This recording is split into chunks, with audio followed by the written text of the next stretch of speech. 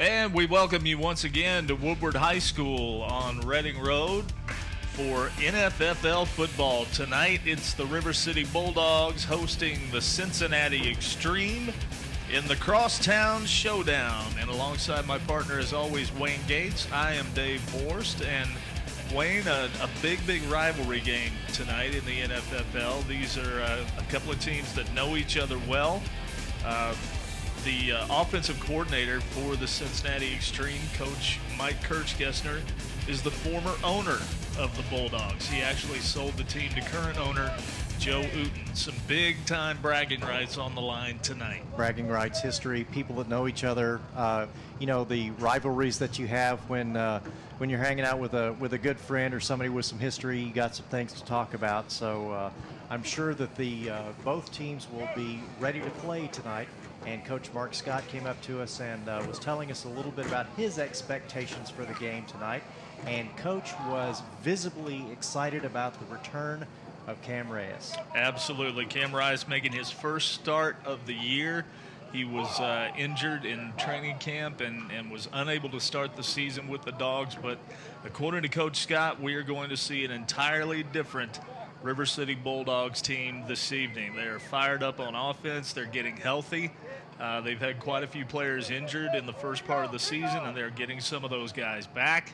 And we will see what comes of it this evening as they are getting close to full strength as the Dogs have made their way to their bench area.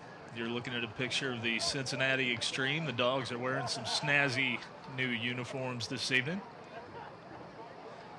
And the X-Treme are in the neon green jerseys and black pants with black helmets and green trim. Before we get started, Dave, who are our sponsors this evening? I'm glad you asked, Wayne.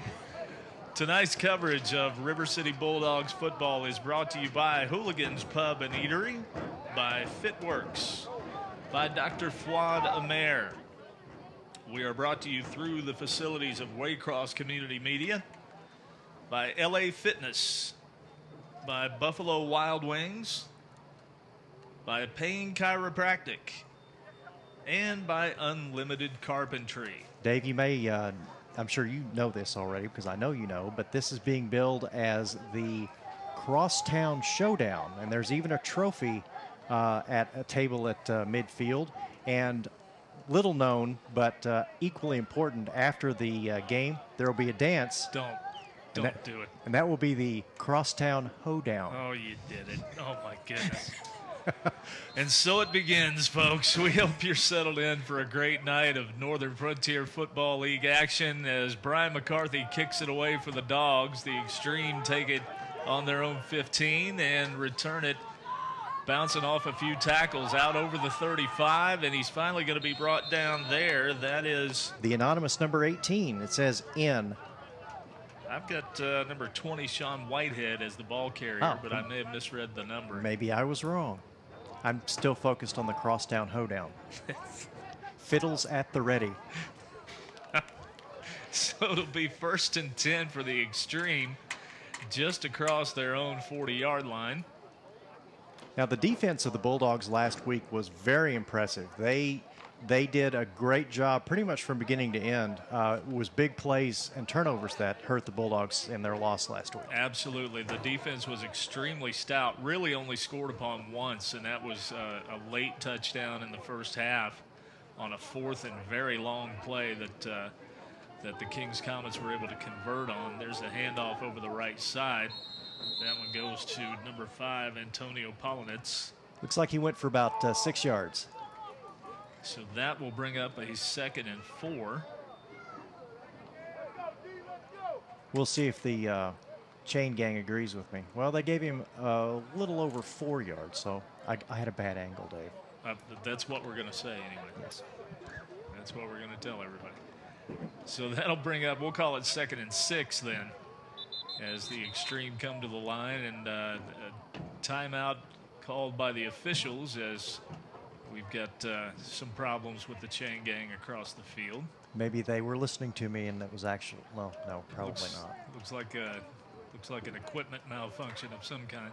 Well, while we're waiting for play to start, Coach Scott also told us about a young man by the name of Justin Young, who was linebacking for the Bulldogs the first game of the season and just lived in the backfield when they were playing the Northwest Dukes. And Justin is not injured. He is actually fulfilling some military service. We'd like to shout out to him and to all of our current veterans and folks that have served our country in the military. Absolutely. We appreciate your folks and your service more than you can possibly know. We look forward to Justin's return. Coach believes that they will have him back in 2 to 3 weeks, sometime after the 4th of July, they're hoping. So, and understand we have a veteran on our crew this evening running cameras. So thank you to our sailor upstairs running the midfield camera. We appreciate you. Actually, Dave, I was also in the Navy for 6 years.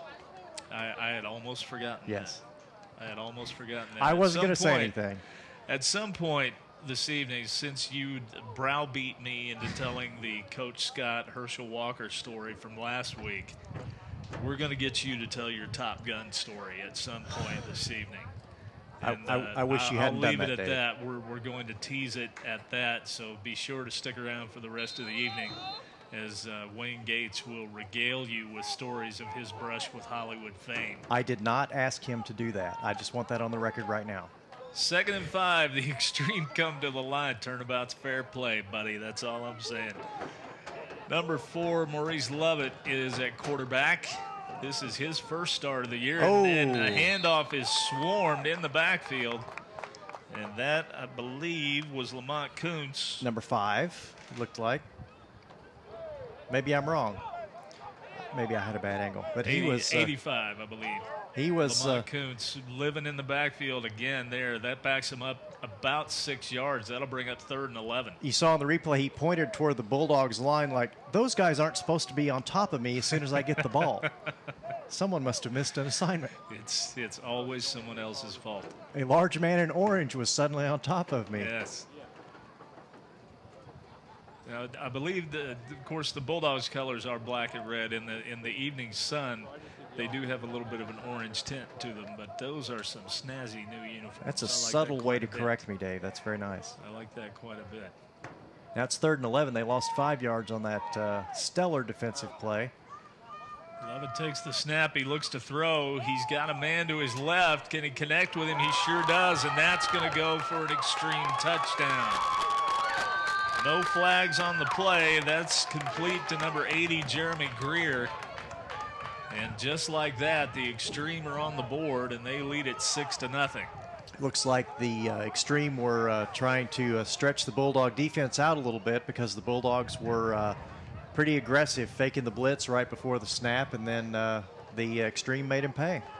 Nice pitch and catch there between Maurice Lovett, who, as we mentioned, is in his first start at quarterback. This is the 5th starting quarterback that the X-Treme has had in 6 games this year so far. They're 4-2 overall, 2-1 in league play. That's a little bit of a difficulty to get your offense in sync when you're constantly having to switch out quarterbacks because they all have their own timing, their own skills, their own way of doing things. So it's kind of hard to get that going. But the X-Treme have drawn first blood. Flag on the point after attempt. It is waved off. It would have been good if you put that in the woulda, coulda, shoulda category. We'll see what the flag's all about. It's going to be offsides against the Dogs, so they will retry the point. So they move it half the distance, and it's being snapped from the 1.5 now? I believe that's how it's done. Yes, sir. That might tempt them to go for 2, but apparently not. Caleb Slaughter is on to hold. Unless it's a fake, of course. They wouldn't do that, would they? Slaughter gets the kick, gets the hold down. The kick this time is up and good. And that makes it a 7-0 lead for the X-Treme with 12:51 to go here in the first half. And we will get our first look at Cam Rias as the starting quarterback for the River City Bulldogs once the kickoff chores are taken care of. This is my 3rd game working for the X-Treme in 4 weeks, and from the very beginning, I was told how much of a special player Cam Rice really is. So we had a brief look at him at the end of last week, and I think they were giving him a few reps to make sure he was 100%, and it looked like he was quite ready to go. It's like Coach Scott giving some last-minute instructions to the offense as he walks off the field. He tends to go to the end of the numbers there and exhort his players occasionally. He does indeed. Now, the information that I was given by the X-Treme before the game says that their kicker is Dustin Zink. He was a first-team All-American at Thomas More College and kicks for the River Monsters of the Indoor League. But that's not the number that I was given there. That is Luis Sanchez, number 90, kicking off. So not sure if perhaps Dustin didn't make it tonight. We'll double check that number again at halftime and find out for sure, as this one is called back, and it looks like the X-Treme may have been offsides that time, so they'll back him up 5. And in case you were wondering, Dave, exhort means to urge, advise, or caution earnestly. I thought I told you not to bring that back in here this week. Goodness gracious. We're going to start patting you down for cell phones and iPods, any kind of electronic gadget, as this one is a squib kick, and it's picked up just across the dog 35 and out to the 44-yard line. See who gets up. Still unpacking here. Piling bodies. Number 13 comes up with the ball for the Bulldogs. That would be Tyler Young. They picked that one up and advanced it about 10 yards. Not the kick. We've got a replay coming. Probably not the kick the X-Treme would like to have seen, giving Cam Reyes the ball on on his 43-yard line.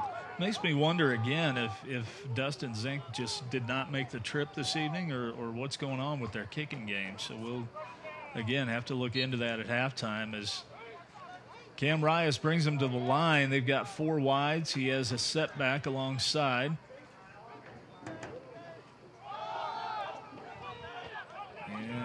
Handed off the ball off to the left-hand side. I thought I heard a whistle right before the snap, which kind of gave me pause, but that's number 3, Darian Washington, on the carry. He gets back to the line of scrimmage, maybe a gain of a yard, but no. They're going to mark him right about the original line, so that'll bring up 2nd and 10. 7-0, the X-Treme lead as the Dogs break the huddle again. Same formation. Washington again, the setback with Rice in the shotgun. He is to Rice's right this time. Thorpe goes in motion. Handoff to Washington. Will try the left side, and then he's going to run out of room there. He's going to be dropped for a loss. And that's going to go all the way back to the 35-yard line, so a loss of about 8. 8-yard loss, absolutely. That's a couple of sputters so far, but we'll see what Reyes can do with 18 yards, 3rd and 18. 3rd and 18. They're going to hurry to the line, and Reyes will look to throw, and now he tucks it. He's going to run to the right, and they are going to stop him. The ball came out, but it was recovered by the Dogs, and that will bring up a 4th and about 17. He may have gained a yard on the play, and the Dogs will have to kick it away as we watch the replay there. Cam is stripped of the ball before he gets to the ground and then recovered.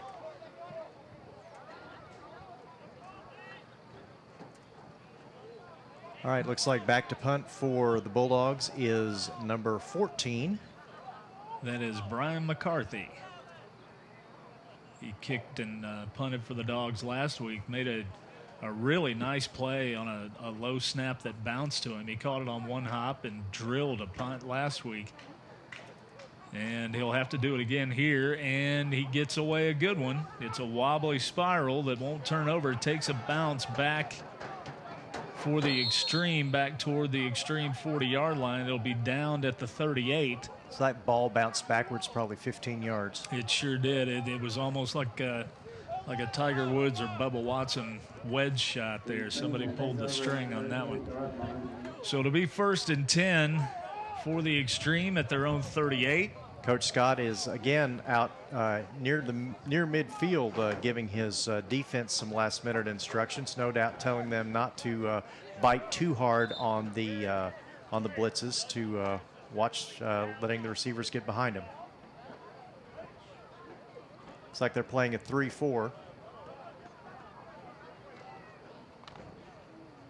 As the X-Treme get ready to come back to the line. One setback.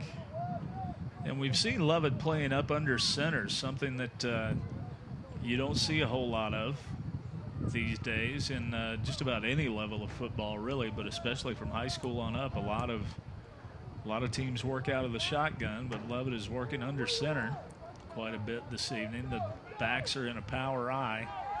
He's got 2 wides. Hand off to the up back. He storms ahead for a couple of yards. It's a little bit more traditional football, but it also gives the receivers 2 or 3 more steps to try to get downfield. So they may be thinking that they're hoping to get behind the Bulldog defense once again, and also give him a little bit more protection when he's right there beside his line, instead of letting people get in the gaps there and get into the backfield. That'll bring up 2nd and 7.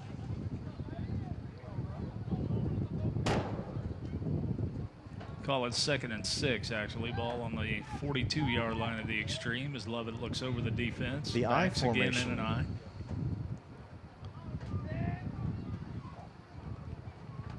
Hand off to the halfback this time, and he's pulled down, but close to the first down. We'll see where they mark him. They may give that to him, because if he didn't get it, he's within the length of the football. Very close. You can see him burst through the line there and gets 5 or 6, probably 4 more yards after contact, dragging a couple of Bulldogs with him. And it does look like the referees are going. The referee, rather, there is only one referee nowadays. There is indeed. Is going to give them the first down. So 1st and 10 now, out at almost midfield. The X-Treme have it at their own 49. And I believe that may be Eric Blackman on that carry, 00. Now the backs are split as Lovett again goes under center. He'll fake to the left and hand to the right. That is Antonio Polinitz. Wrapped up after about 3 yards. Bulldogs swarming to the ball. 2nd and 7 now. The clock is ticking with 8:43, 8:42 to go. Clock is moving a little faster this week than it was last week. They haven't gone to the air very much this evening, except for the first strike touchdown on their last offensive series. We'll see if the Dogs can come up with a defensive stop here. Now Lovett will operate out of the shotgun. He splits the backs and he has 2 wide. Dogs are showing blitz. It's picked up. Oh! Lovett goes to throw and he's hit hard. That is going to be that's going to be a touchdown. They're going to call that a fumble, and Tevin Redmond is on his way to the house, and he is in with the Dogs touchdown. I don't see any penalty flags on the play, and they will call that a fumble and a recovery as Tevin Redmond picked it up and ran it down the near sideline. You can see on the replay, tried to get away and got hit just as he released the ball.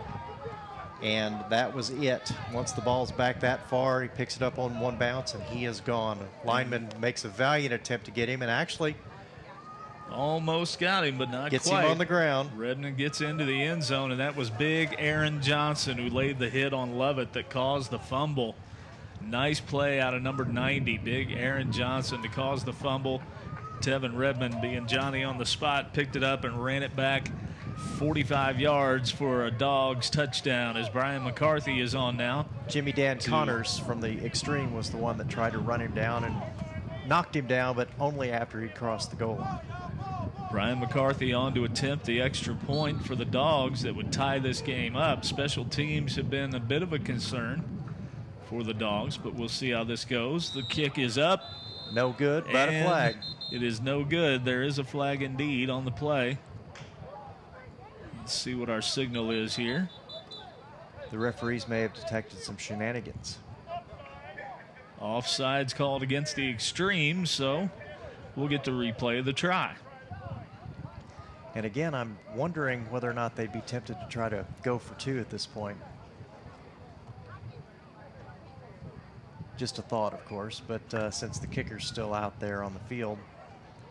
Having watched McCarthy warm up before the past couple of games, if you can get him a good snap, he's more than likely going to make. He's got a killer leg. That seems to be the issue, though. There have been a couple of awkward snaps so far in this game, and once you have to deal with that, that's a little bit difficult.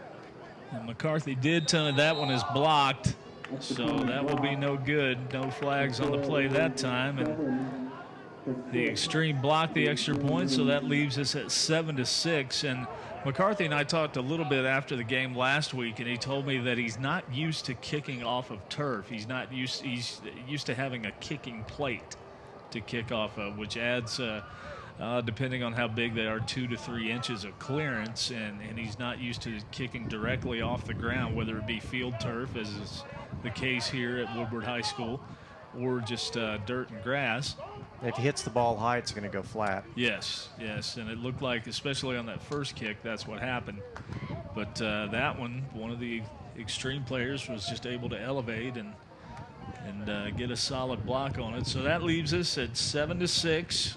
The X-Treme lead the River City Bulldogs. You were watching Northern Frontier Football League action, brought to you by Waycross Community Media, as McCarthy is set to.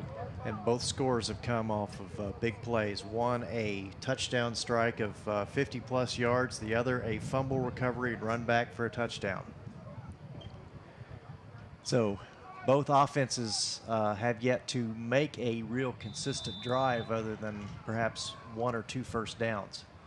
McCarthy puts foot to leather, and that's a deep one. It's taken back around the 15-yard line. He's got a head of steam as he goes straight up the middle, and McCarthy comes in and contributes on the tackle. That would be number 29, Ontario Williams, the kick returner for the X-Treme. And I was told by Coach Mike Kirschgessner of the Cincinnati X-Treme to keep an eye on Ontario Williams as a kick returner this evening, and that's exactly why, as he gets back out to midfield, and they will have tremendous starting field position once again. And again, we'll see if the Dogs defense is up to the task. They have been thus far. Well, they just got burned on that one throw. Gave up one touchdown that, the receiver got behind the cornerback and got a step on him, but the last defensive series, an outstanding one for the Dogs, as Aaron Johnson came in and caused the fumble that Tevin Redmond returned for a touchdown. Nothing to hang their heads over at this point. They're doing pretty well. Looks like they're ready to try one more time. They're going to spread it out. Lovett's going to throw, and a little miscommunication with his receiver there. He was looking for number 8, DJ Watson, and that one falls incomplete. Very nearly intercepted, looks like, by number 19 for the Bulldogs, which I don't have on my list. The mysterious number 19. There he is, Deshaun Hughes. He's not mysterious anymore. No. Deshaun almost had a pick there. He's playing at cornerback on the near side. Looks like the and Bulldogs Hunter, otherwise known as Q, is playing cornerback on the right side as this handoff goes back up the middle. And there's big Aaron Johnson with a hold of him. They were showing blitz on the left-hand side, and I don't believe he made it back to the line of scrimmage, or maybe made about a yard. Chris Taylor in on that tackle. They're going to give him credit for a gain of maybe 1. So it'll be 3rd and 9 for the X-Treme, with 6:42 and counting to go in the first quarter. So do you gamble with a blitz, or do you just back off and hope to catch them before the first down marker? Well, I think you gambled a little bit on the third down that they scored the touchdown on when you brought the house. And this is a swing pass that goes off the hands of number 10, Clay Ballinger. And they did bring the falls house. Incomplete. There were as many Bulldogs in the backfield as there were X-Treme players when that pass was made. Looks like they had breached the line for sure. So looks like Coach Scott has the plan to try to keep the pressure on the X-Treme to not give them a whole lot of chance to get their receivers downfield and get their patterns run. So that brings up 4th and 9, and the X-Treme will kick it away.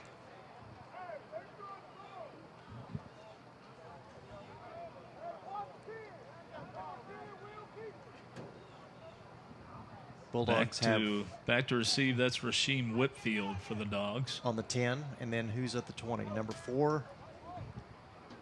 That's Aaron Kelly. He is the up man. Snap back. The kick almost blocked, but he's able to get away. It's an end-over-end kick that takes a bounce. Sheem is able to field it and get out to about the 18 before he's driven back, and they'll mark his forward progress at the 18. And that is where the Dogs will take over with 5:43 to go.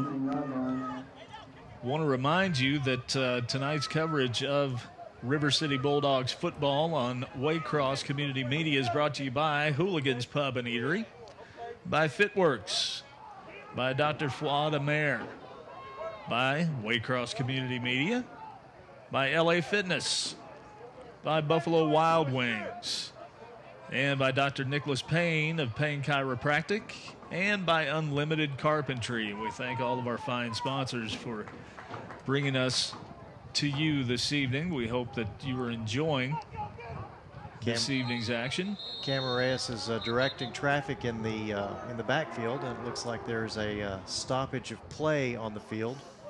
Reyes was moving his chess pieces around, making sure that they had the plan, and the Bulldogs have called a timeout.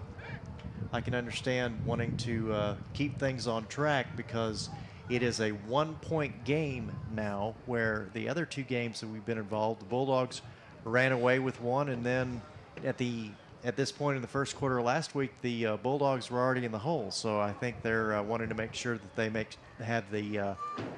have the plan fully in place, so to speak. Well, as we mentioned earlier, too, last week's game was a bit of an aberration. The Dogs committed 5 turnovers in the first half, and the Kings Comets were able to score on, I believe, all but one of them.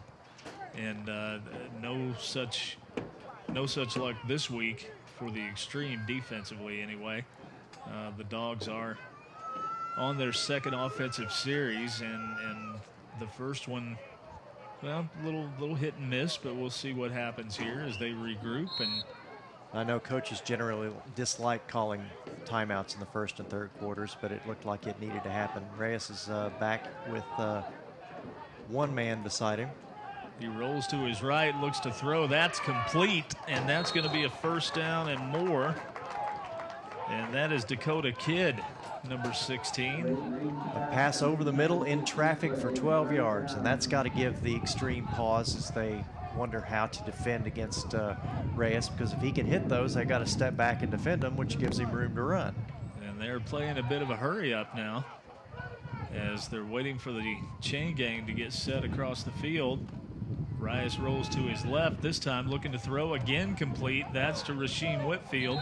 He's brought down just shy of another first down. That's going to give them 2nd and 1, which is carte blanche as far as offensive coordinators are concerned. They can do just about anything they want to with that. And the Dogs are putting the pedal to the metal as they've come out in a hurry up here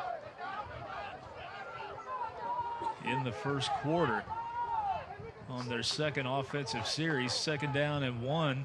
Nick Metzger is in the backfield with Reyes. Cam looks to throw. Flag is down.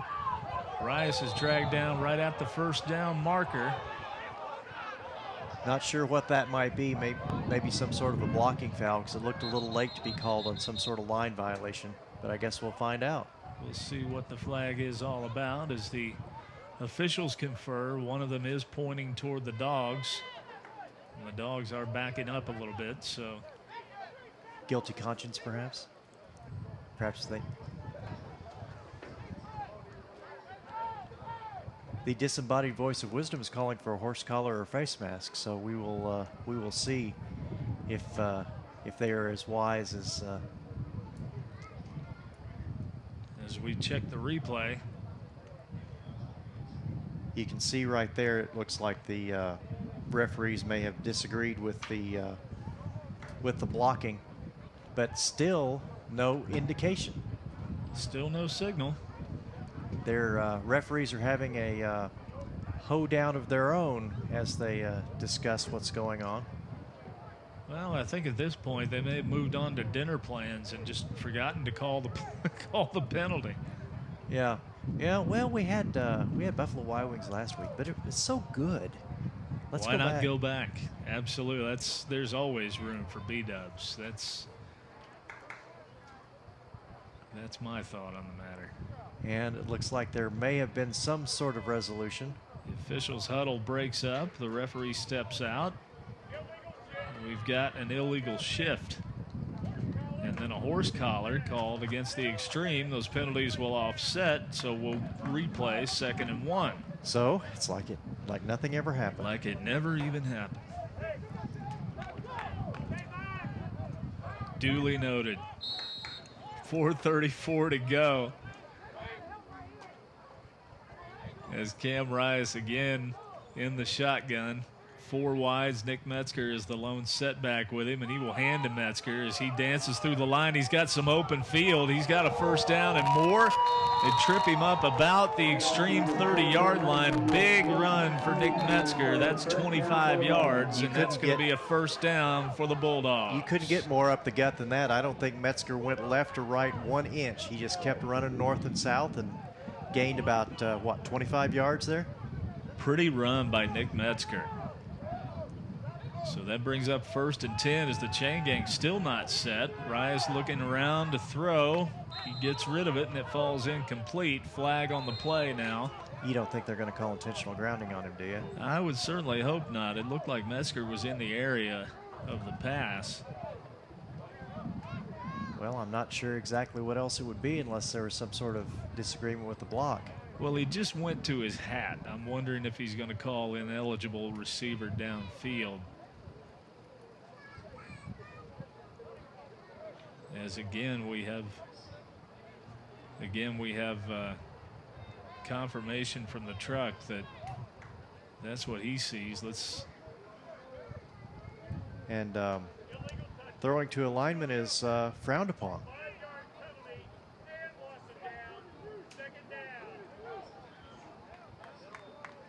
Yep, they're calling loss of down and illegal pass, so they'll back him up 5. That'll bring up 2nd and 15.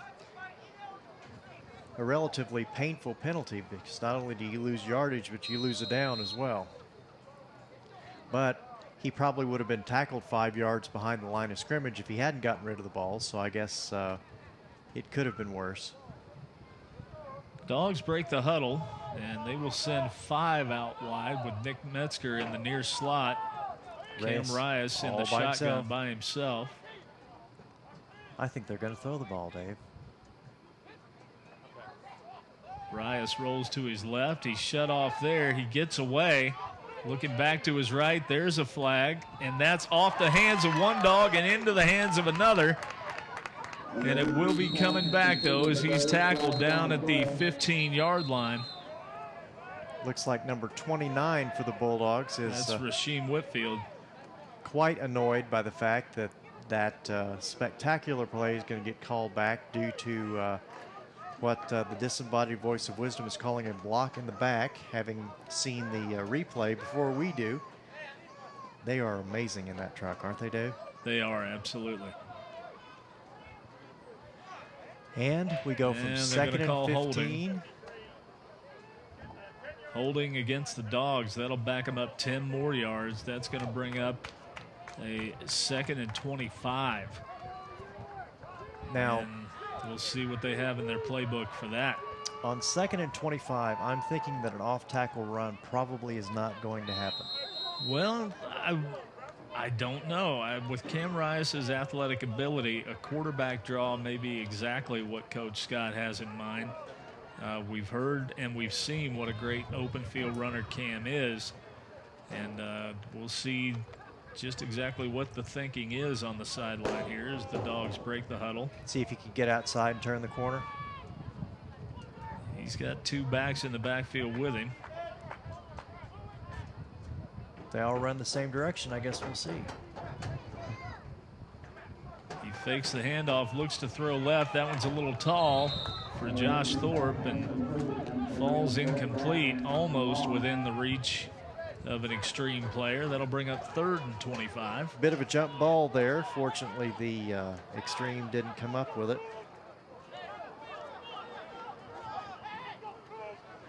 The hurry-up offense is still something the Bulldogs are employing. Reyes has the run straight up the middle. Takes off up the middle. That's exactly what we were talking about, and he goes down near the original line of scrimmage.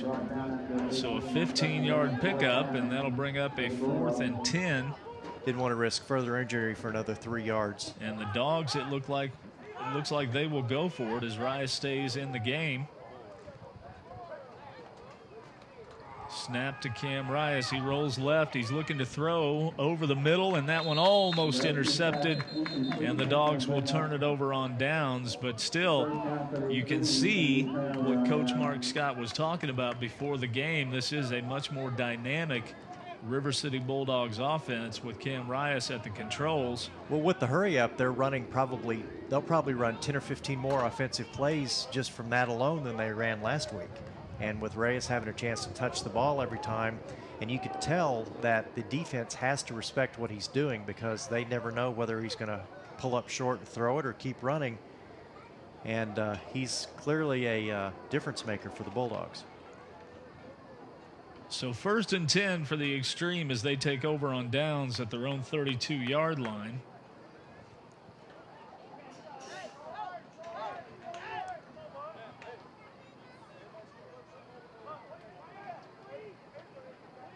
Looks like the X-Treme are taking a moment to get their act together. Lovett hands off around the left side, and he's able to break a couple of tackles and maybe pick up a yard. That's number 5, Antonio Polinitz. Bulldogs able to stretch out and not allow him to turn the corner and get more yardage. Again, the defense stepping up. They will give him credit for a yard and no more. So that's out to the 34, 2nd and 9 now, as we click down inside a minute and a half to go in the first quarter.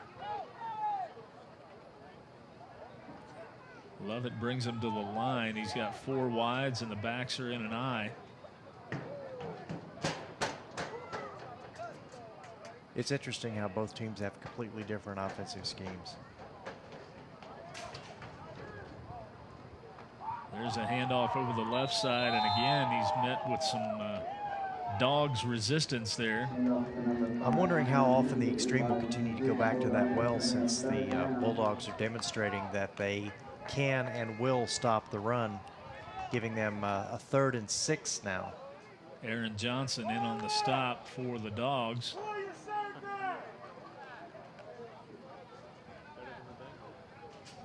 But you know, even when they're not picking up big chunks of yardage, it's you can't just give up on the run to try to throw. This will set up a passing attempt, I'm almost certain, here on 3rd and 6, and we'll see if I'm right or wrong, but they don't want to abandon the run and give up on it too quickly. He does look to throw. That one's over the middle and thrown behind his intended receiver, Caleb Slaughter, and it falls incomplete. That'll bring up 4th and 6. And the Dogs will send Rasheem Whitfield back to receive the punt. Applause from the stands as the Bulldog fans approve of the stop. Nice defensive stand by the Dogs there. Into the first quarter, Dave. Indeed it is, and that means our scores 7-6. The Cincinnati X-Treme lead the River City Bulldogs. And without those 2 big plays, it'd be a scoreless game. Indeed. We appreciate you all joining us this evening. And once again, we want to tell you about the fine folks who are making this coverage of River City Bulldogs football possible. They include Hooligans Pub and Eatery, Fitworks, Dr. Fouad Amer, and we are brought to you through the facilities of Waycross Community Media, by LA Fitness, by Buffalo Wild Wings, by Dr. Nicholas Payne at Payne Chiropractic, and by Unlimited Carpentry. David, looks like the water boy for the Bulldogs is servicing the players down there. And funny, on my list, it has team owner Joe Uten as the water boy, but I see Joe down in uniform wearing number 40, so he must be ready to go into action. So that must be an administrative error by saying that Joe was the water boy. I wonder who was behind that. I think that's a polite way to put it. And I think that you, sir, are a professional strife stirrer. That's what I think. I think you're trying to get somebody in trouble. I'm not. This time, I'm just glad it ain't me.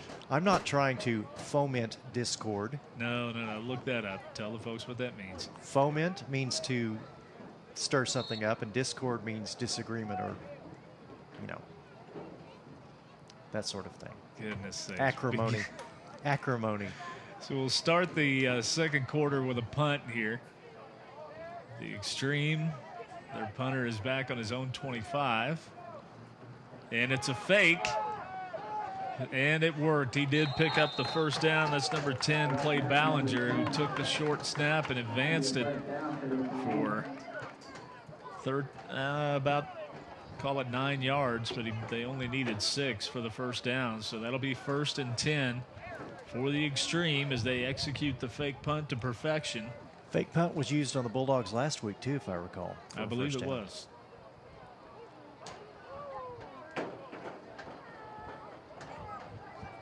So the Dogs thought they were going to be able to get off the field, but the defensive unit comes back out.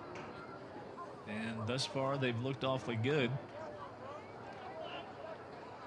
Giving up 1 touchdown on the first series of the game.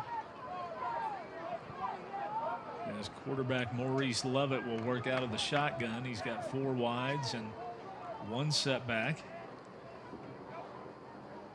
He looks to throw over to his right. Flag on the play. That one's complete. For a 7-yard gain, but may come back depending on in whose opinion someone moved, because it's thrown right there at the line of scrimmage. So clearly somebody in the eye of the officials moved before they should have. Pass was complete to DJ Watson.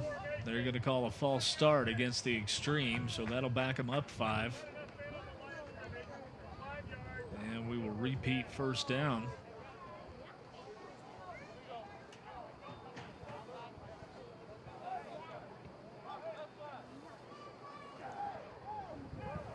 Again, if you've just joined us, we have just started the second quarter of Northern Frontier Football League action. This is the Crosstown Showdown. The River City Bulldogs are hosting the Cincinnati X-Treme. 2 teams that are very familiar with one another. As we mentioned earlier, offensive coordinator Mike Kirchgessner of the Cincinnati X-Treme is a former owner of the Bulldogs. He sold the team to current owner Joe Uten, and Joe in turn sold part of it to Sean Arrington. And while Dave was giving the history there of the teams there, it looked like Lovett was set upon almost immediately as he tried to run and barely made it back to the line of scrimmage before being dragged down by 3 or 4 Bulldogs. So still looks like 2nd and 14 for the X-Treme. Would you say they're in an extreme situation at this point, Dave? Not yet. See, that was a pun, though, so their name's the X-Treme. Yeah, I was just letting that go by, hoping nobody noticed. Lovett looks to throw. It's complete. That is DJ Watson. That's good for a first down to about the Bulldogs' 36-yard line. We'll see where they spot it, and that is where they'll put it down. So a big play on 2nd and 16 I suspect that's something the Bulldogs will discuss at halftime, because the defense, again, is doing an outstanding job. It's just that, you know, and you really can't expect to play a game without giving up a big play or two. So they're still doing pretty well. 4 wides, 3 to the near side. Lovett hands off up the middle. That one goes to number 17, Chris Figgins. I believe that's his first carry of the evening. He picks up maybe 3 or 4.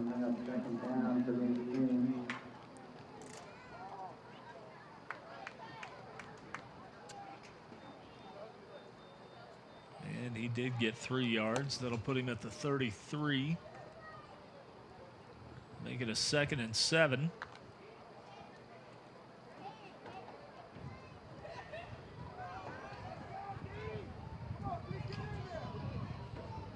Jimmy Dan Connors in the backfield now with Lovett. Connors is the one that nearly ran down the touchdown last quarter. Lovett looks to throw. He throws it up on the left side. He's got a man and he overshoots him. That was intended for number 80, Jeremy Greer, who had the touchdown on virtually the same play in the first quarter. And this time Lovett overshoots him. See, Connors went to the ground in the backfield trying to knock down one of the Bulldog blitzers, but that was for naught. And Greer had his man beat, but Lovett unable to hook up with him. So that will bring up 3rd down and 7.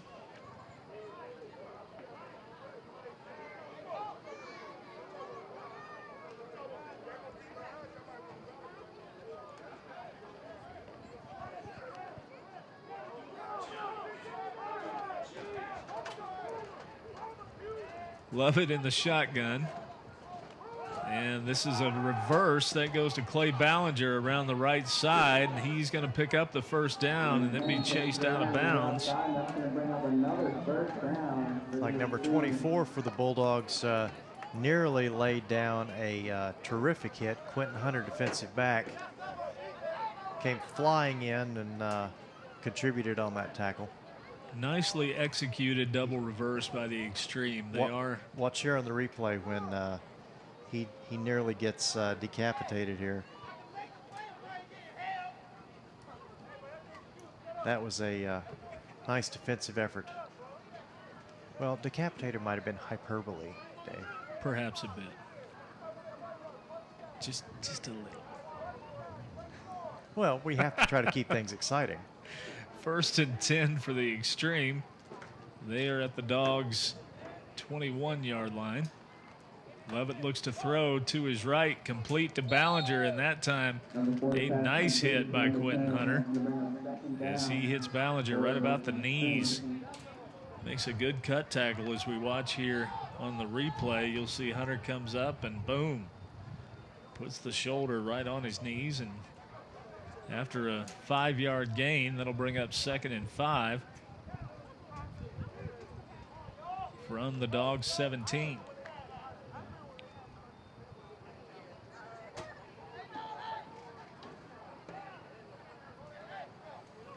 Lovett brings them to the line. They've got 3 wide receivers out to the right. Chris Figgins in the backfield with Lovett. And Lovett looks to his left to throw. That one's tipped up in the air and intercepted. And a great play by the Dogs there. He was 1 step away from being gone. Unfortunately, he just didn't quite keep his feet. You see here on the replay, it becomes a jump ball. All of a sudden snatched out of the air. That is number 13, Tyler Young. His knee hit, and he really wanted to go to the house. But he absolutely did, but a great play by Young nonetheless to catch the ball on the deflection. So the Dogs will take over. They are deep in their own territory at the 11-yard line, but it'll be 1st and 10. And we'll see if Cam Rice and the offense can get something started here. The last couple of drives have looked better each time out, so we'll see if they make some more progress this time. There's a good look at Rice.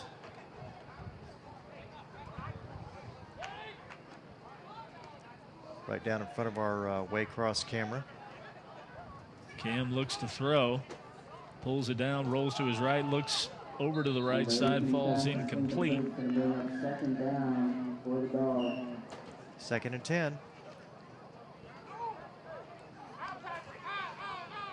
One thing I can tell you about Cam Rice, have you ever stood next to him on the field in warm-ups? No, I have not. Oh my goodness.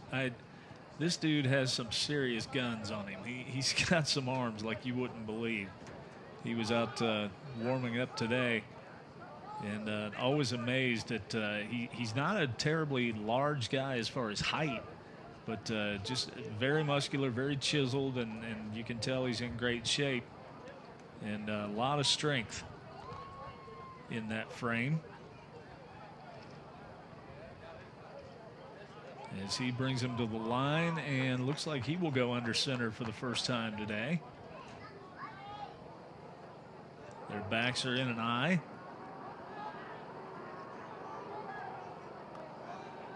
Checking the defense.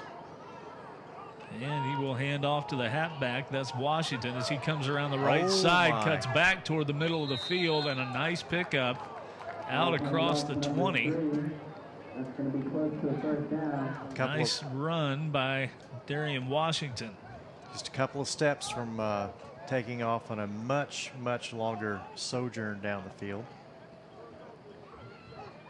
7 minutes and 33 seconds and the clock running. Again, this is a much faster paced game than last week. We had to turn the lights on in the 3rd quarter last time we were here. And we also got started about a half an hour late last week. But yeah, this is still a much faster moving game.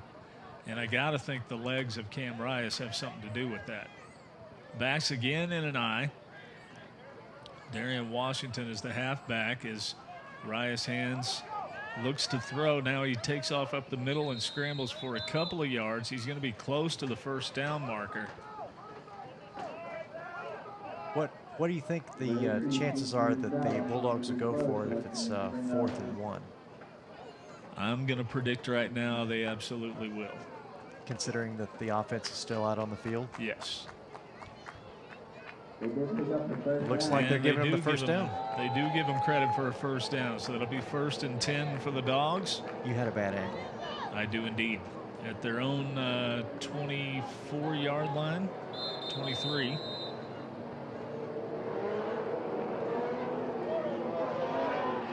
And we have a timeout on the field. Our score, the Cincinnati X-Treme 7, the River City Bulldogs 6. Once again, if you were just joining us, you were watching Northern Frontier Football League football.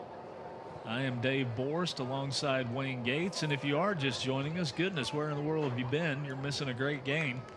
6:35 to go in the 1st half. And despite the low score to this point, it has been quite an entertaining game. Looks like the Bulldogs are still discussing issues on the sideline. Once again, we want to tell you about the folks who are bringing us this broadcast of Northern Frontier Football League football. Coverage of the River City Bulldogs minor league football team is brought to you by Hooligans Pub and Eatery. FitWorks is another sponsor for us from the fitness centers. Dr. Fawad Amir, chiropractor. Waycross Community Media. LA Fitness. And if you have too many Buffalo Wild Wings, you can go to LA Fitness and work those pounds off. And then finally, Nicholas Payne, Melissa Payne Chiropractic, and Unlimited Carpentry.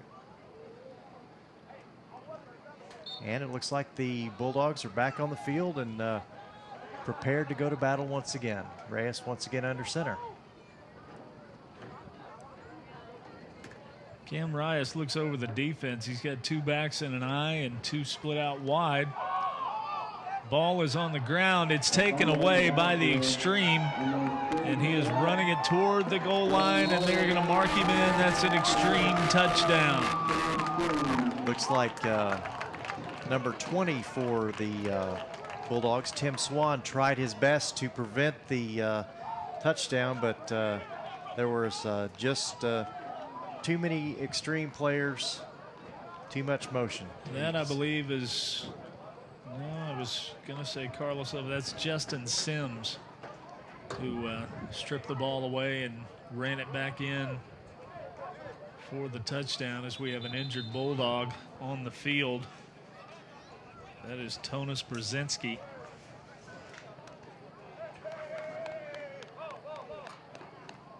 And hopefully it's nothing more than a cramp, as it is a warm evening here in the tri-state despite the breeze, especially out in what remains of the sunlight. And he's already back on his feet and running it off. So, you know, those leg cramps are not anything to sneeze at if you've ever been seized by one. They'll get your attention pretty quick. Absolutely. Very, very painful. So 6:26 to go in the first half, and that makes the score the X-Treme 13-6 over the River City Bulldogs, as they will come on to attempt their extra point. And they were successful on the point after try on their first touchdown.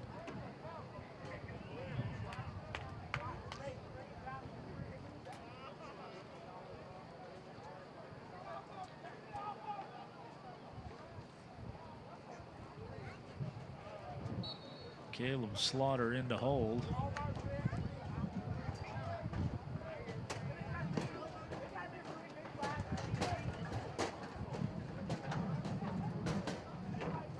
And the snap is back. Flag on the play, as there were all kinds of dogs coming across the line early.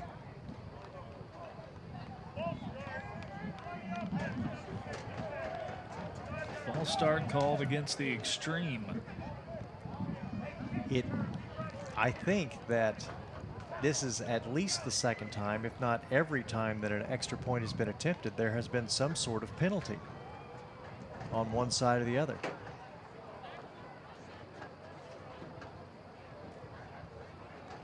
Special teams have been, as we mentioned, a challenge on both sides. So we will set it up and try it again. They will spot the ball at the 15-yard line. Snap is back. The hold is down. The kick is up. And it is good. And that makes our first half score 14-6 with 6:26 to go in the first half. Cincinnati X-Treme leading the River City Bulldogs here in the Crosstown Showdown. And the Bulldogs prepared to take the field once again to see if they can match that score before halftime and go in either point down, or perhaps if they go for two, to tie the score at halftime. These are the tightest game we've called so far here at the home of the Bulldogs so far, Dave. It is indeed, and a very competitive game, and relatively mistake-free. I know, as we mentioned before, if you were with us last week, you know that the Dogs turned the ball over 5 times in the first half and wound up losing that game to the Kings Comets 30-6. But only one of the Comets' touchdowns was scored against the Dogs' defense. So Coach Scott's directing traffic down there, bringing the Bulldogs up toward the X-Treme, because apparently he expects another short kick from the X-Treme kicker. Like the deep backs for the X-Treme are standing on the 15-yard line, not expecting that to the ball to go much further than that.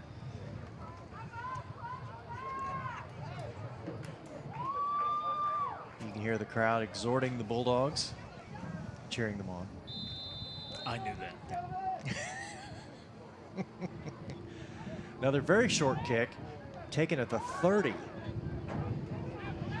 Dancing, looking for some room. He gets it out near midfield. That is number 20 for the Bulldogs, Tim Swan, who tried his best to keep the X-Treme out of the end zone, but there were 3 of them and 1 of him. It's a little difficult to prevail under those sorts of odds. So the Dogs will put it in play at their own 45-yard line, just across the 45.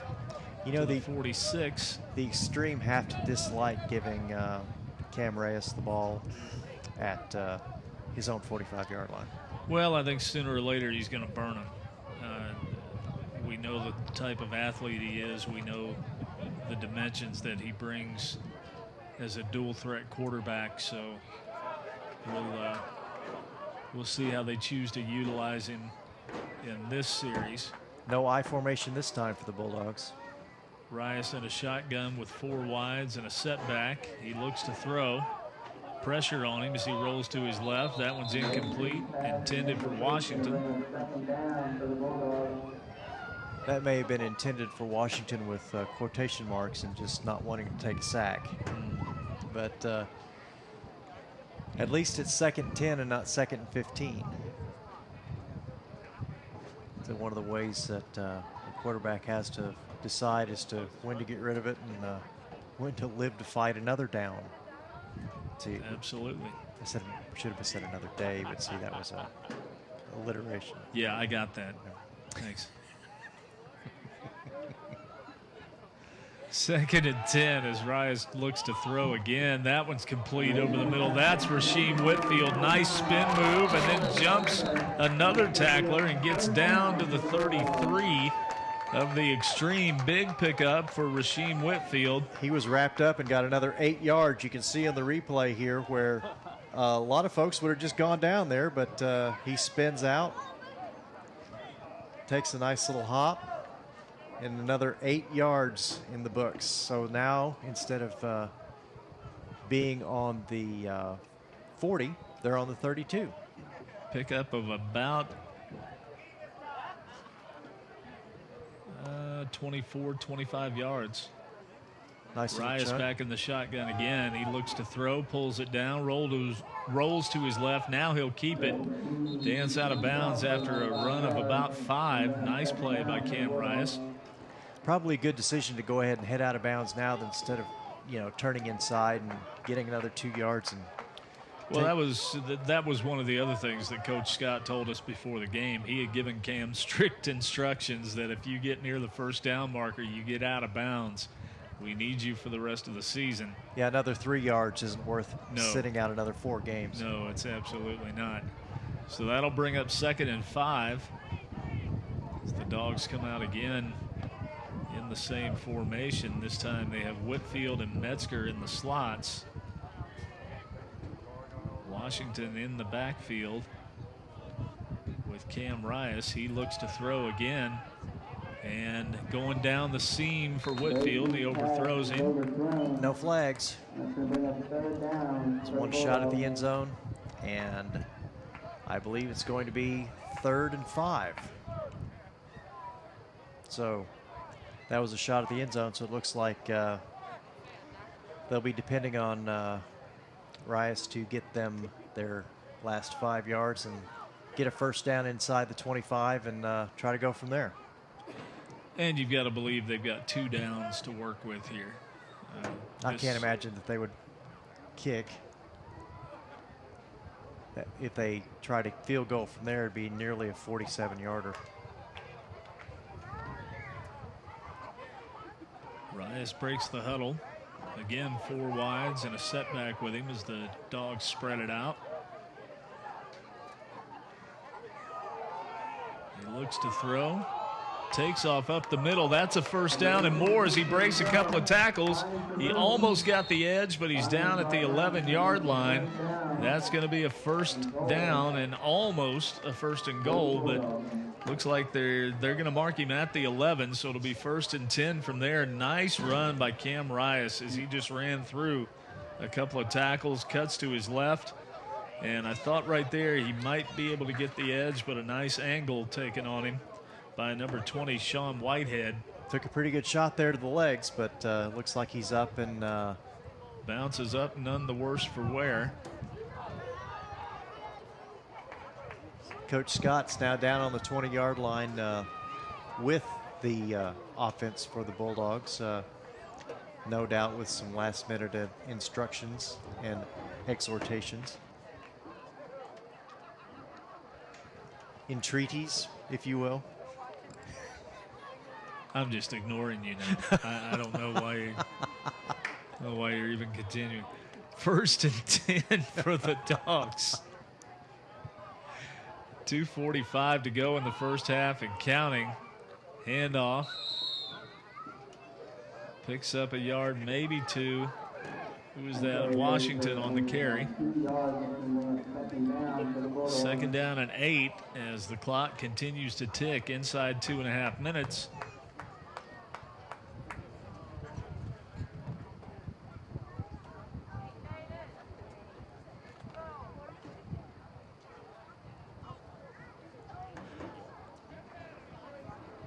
Of course, an entreaty is a earnest or humble request. Then I entreat you to please put that thing away.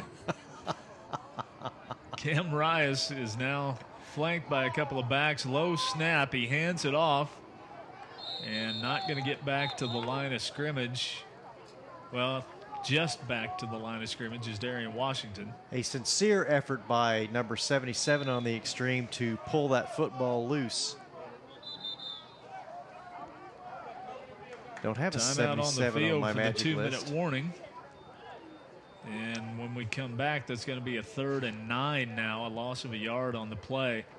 So it'll be 3rd and 9 for the Dogs as they are knocking on the door and hoping they can punch one in here. Watch the replay here when goes through the line, and as he's going down there, there was a effort to remove the ball, but it was not to be. 14-6, X-Treme over the Bulldogs with 1:55 left in the first half. Still lots of sunlight, warm weather. I recall, as we talked about last week, that we literally were wearing our coats up here in the press box during the game with the Northwest Dukes. The first game of the season was on May 17th, and it felt, honestly, like October 17th. It was a beautiful evening, but chilly. And the last couple of weekends, we've been blessed with beautiful weather, and we want to invite you right now to make your plans to be here with us at Woodward High School in 2 weeks, as the Dogs will play host to the Kentucky Warriors on June 28th. Kickoff again at 7 p.m. That's the Dogs and the Kentucky Warriors here at Woodward High School 2 weeks from tonight, June 28th at 7 p.m. Be sure to join us. If you haven't been to a Cincinnati area semi-pro football game, give it a try, folks. It's a great value for your entertainment dollar. It's a lot of fun. These are guys who play because they love it and they take it seriously. But they also play to have a lot of fun. So bring the kids. It's a family-friendly atmosphere, and we invite you to come out with us. Looks like the Dogs are back on the line. 2 minutes to go, hoping to get in the end zone one more time and essentially have a tie game. Or perhaps going for 2 would actually have a tie game. Looks like Reyes has 2 setbacks with him in the backfield, ready to take the snap from the shotgun. Cam back to throw, looking over the middle now, take it himself. He's headed for the end zone. Can he get there? He can't get around the corner. They're going to mark him out at the 4. And that's going to be just a yard shy of a first down. So that'll bring up 4th and 1. And we will see what Coach Scott elects to do, but the offense is staying on the field. And they're bringing in a little extra beef up front. That's Chris Taylor, number 91, coming in. And here comes big Aaron Johnson as well. So what's your thinking here, Dave, if they're bringing in 2 huge linemen on 4th and 1? I would imagine somebody over on the X-Treme side needs to buckle that chin strap a little extra tight. Because that's a whole large mass of humanity coming at you right there. Thinking about 2,000 pounds of Bulldog is going to come off that line moving straight forward. That's what they're thinking. Rias back in a shotgun, though. Backs flank him. He will fake the handoff to Washington and instead hands it off to DeMontre Watkins. He had to have gotten to at least a 2, so that's definitely a first down in my opinion. Of course, I do have a bad angle. And we will see as they unpile the bodies what is the signal. You know, actually, Dave, I was thinking that Coach Scott probably wasn't entreating his players because it's a humble request. It is a first down, Bulldogs. I just don't see Coach Scott making humble requests of the players. I think they're probably a little bit more stern than that. So I would imagine they're a bit more vociferous. Huh? Nice. Thank you. That's very nice. Thank you. I went to college too, buddy. 14-6, but the Dogs are knocking on the door. It's first and goal now from about the 2-yard line as Rias is up under center, and it's a handoff to the up back, and he didn't quite get across the goal line. That was Demontre Watkins. We'll see where they spot him here. Quick handoff to Watkins. He runs into a pile of human beings. It's close to the goal line. They'll mark him at right about the 1. Vociferous, of course, is vehement or clamorous. So a vehement request, I think, probably would be more in line with what you were saying, Dave. So very nice. Thank you. I'm impressed. Thank you. Can we get back to the game?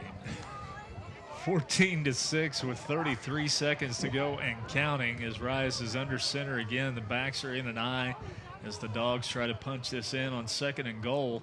They would love to be able to tie this score heading into the locker room for halftime. They do have 1 timeout left, and I expect they'll take it if they don't get the end And zone. tripped up in the backfield. And their final timeout is burned with 14 seconds left on the clock. So, And it looked like Cam Rias' foot got in his way there. And down went Washington. the Bulldogs will have, if they throw the ball, they might get 2 plays off. But since they don't have any timeouts left, if they decide to run, this will be their last shot at the end zone. Because I don't expect the X-Treme to call timeout to assist the Bulldogs to allow them to get another play. What do you think the likelihood of that would be? About as likely as you are to bring that phone into this broadcast booth ever again. That's about how likely that is. It'll be 3rd and goal from the 3-yard line when we return to action. As Sean Arrington, owner, general manager, and part-time coach and part-time players out meeting with his offensive squad. They break the huddle and head back toward the line. Are you saying there's a moratorium on fun with words, Dave? Just give me till halftime. Okay, that's 14 seconds. Let me get a hot dog in me, and perhaps I'll be refreshed for the second half. Rias under center. 14 seconds to go. He takes, rolls to his left. He's got some He's going open. for the edge. He's got the edge. He's got the touchdown. Cam Rias on a fake handoff up the middle is able to get the left edge and dance into the corner of the end zone, and that's just flat out speed, my friends. Watch him just clip the edge here. There you go. Beautiful run by Cam Rias, and now we'll see what the Dogs elect to do, if they go for 2 and try to tie it up, or if they'll be content for the extra point. They will go for 2 as Cam Rias stays on the field along with the rest of the offense. I was going to say there's no downside to going for 2 in this situation, because you're either going to be down 2 or down 1. And if you're successful, you go into the locker room with a tie. 14-12 with 8 seconds to go. And of course the extra point is, or the point after try, I should say, is an untimed down. So we will see what they decide to do as Tim Swan comes on late for the Dogs and splits out to the left. Cam Rias going under center again with the backs in an eye.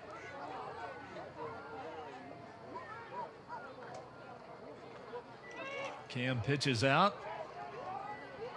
That is Washington close to the goal line and no good. They're going to mark him short.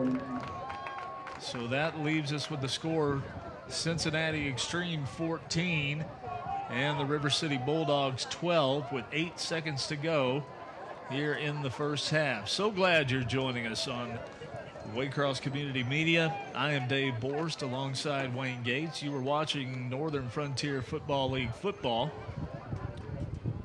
This is Cincinnati area semi-pro action from Woodward High School on Reading Road. And again, we want to invite you to come out and witness one of these games live. You'll have plenty of chances to watch as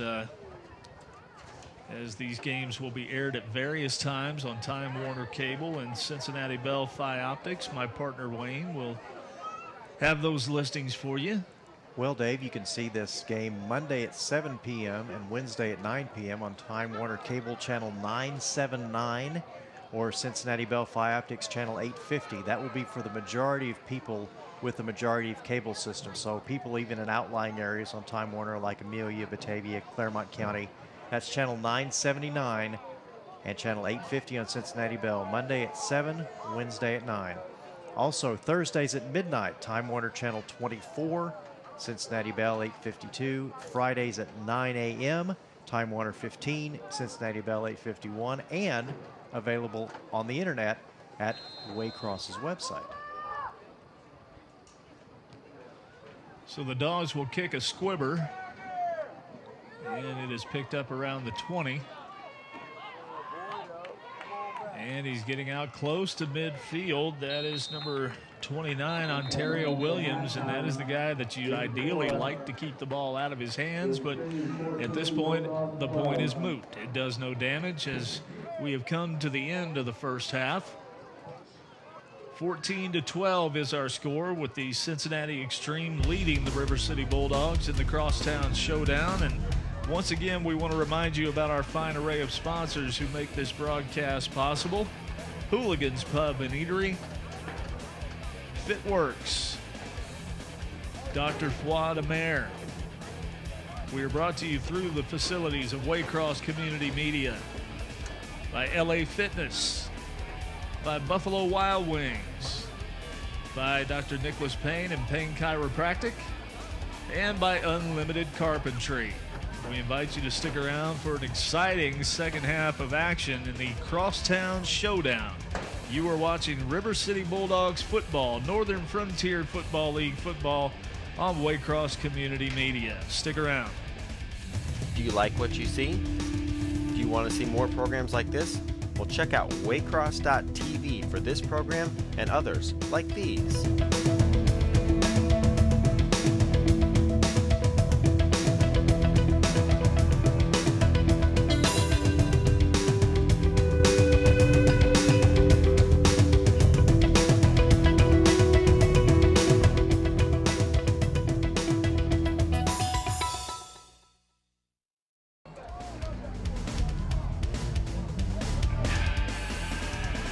And we welcome you back to Woodward High School, home of the River City Bulldogs, for the second half of tonight's Crosstown Showdown between the Cincinnati X-Treme and the River City Bulldogs. The X-Treme leading 14-12. And each team has scored a defensive touchdown as well as an offensive touchdown. The Dogs able to score just before the half. They failed on a two-point conversion attempt, but were able to draw back within two, and they will get the ball back to start the second half. And it all seems to revolve around the return, or actually the debut this season, of Cam Rias at quarterback. It has made quite a difference. As we've discussed before during the first half, the last game was pretty rough for the Bulldogs because they had 4 interceptions and a fumble. 5 turnovers in the first half, and I believe it was something along the lines of 30-6 or 30-0 at the end of the first half. And it's hard to come back from something like that. At that point, you're just doing essentially triage and trying to figure out how to keep it from getting worse. But now, Coach Scott takes the Bulldogs into the locker room and says, well, this worked, this didn't, let's try some of this, some of that. You're 2 points down, and as we've seen from big plays from both sides, that can change in just a matter of literally seconds. So the X-Treme will kick it away to the Bulldogs, who have Rasheem Whitfield back, and it looks like Darian Washington, perhaps. Or is that Aaron Kelly? My eyes deceive me from this distance. Once again, a short kick. Goes to the up back. That is number 20, Tim Swan, who was run out of bounds close to the 40-yard line. Number 90, Luis Sanchez, is kicked off for the X-Treme at the beginning of the second half. And again, that's a typical field position beginning for the Bulldogs, because I don't really think that the X-Treme have kicked it any deeper than the 30-yard line at any time that they've kicked the ball off. No, I believe you're right, and that again leads me to believe that their regular kicker, Dustin Zink, didn't make the trip this evening. He's, as we mentioned in the first half, he was a first-team All-American at Thomas More College, is a kicker for the River Monsters of the Indoor League, and he's actually looking forward to getting a chance to see him kick this evening, but I don't believe that is him. So Cam Rias brings him out of the huddle. They will spread it out again with 4 wides and 1 setback.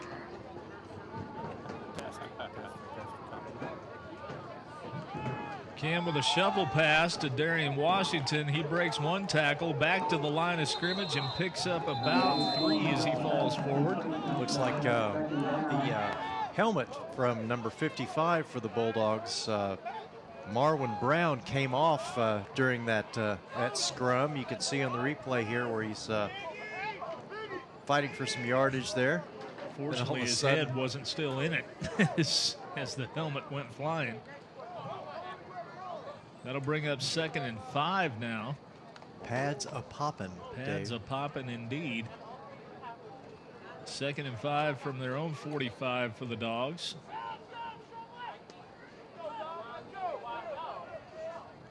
Four yards to go for a first down. Rice once again 1 setback and ready to take the snap. He looks to throw. He's got some time, and he's got a man. That, I believe, is Dakota Kidd. It's a foot race now as he tries to get the corner, and he goes in. Touchdown, Bulldogs. What was that I said about a matter of seconds, Dave? And there you go. The Dogs jump on top for the first time in this contest as Cam Rias completes one for 55 yards to Dakota Kidd. And the Dogs strike quickly here in the second half. They're on top 18-14. Touchdown ritual included. You saw the little dance of celebration down there in the end zone. Nice job by Dakota Kidd to run through the tackle that might have stopped him around the 5-yard line. And we shall see, will the Dogs kick the extra point? It looks like they're going to go for 2. Well, they're up 4 or up 5, and either one's within a touchdown, so they might as well go for it. Might as well make it an entire 6 points. As Cam Rias gets his marching orders from the Dogs sideline. You think those included get in the end zone? I think that was probably in there somewhere, yes. Devontre Watkins comes into the game with him. Kenny Brown is already split out to the near side. Tim Swan splits out to the left. Watkins is the up back. Darian Washington dots the I as Rias is under center. He takes, fakes, darts back up the middle. Flag on the play as he is stopped short. Flag on the play. And we'll see what happened. It looks like we're going to have a hold against the River City Bulldogs, and that will negate the try. So that will leave the score at 18-14. The attempt to defend Rias was a bit too zealous, would you say? Evidently. So we are just a minute and 10 seconds into the second half, and the Dogs have already jumped out. Yep. And on the replay, we saw the push in the back. The officials took offense, feeling that the rules of the game had been violated. And they would be right. Quite frankly, theirs is the only opinion that counts, as we have stated on numerous occasions. Even last week, when I am certain that there was a 5-down series involved. it is indeed quite possible.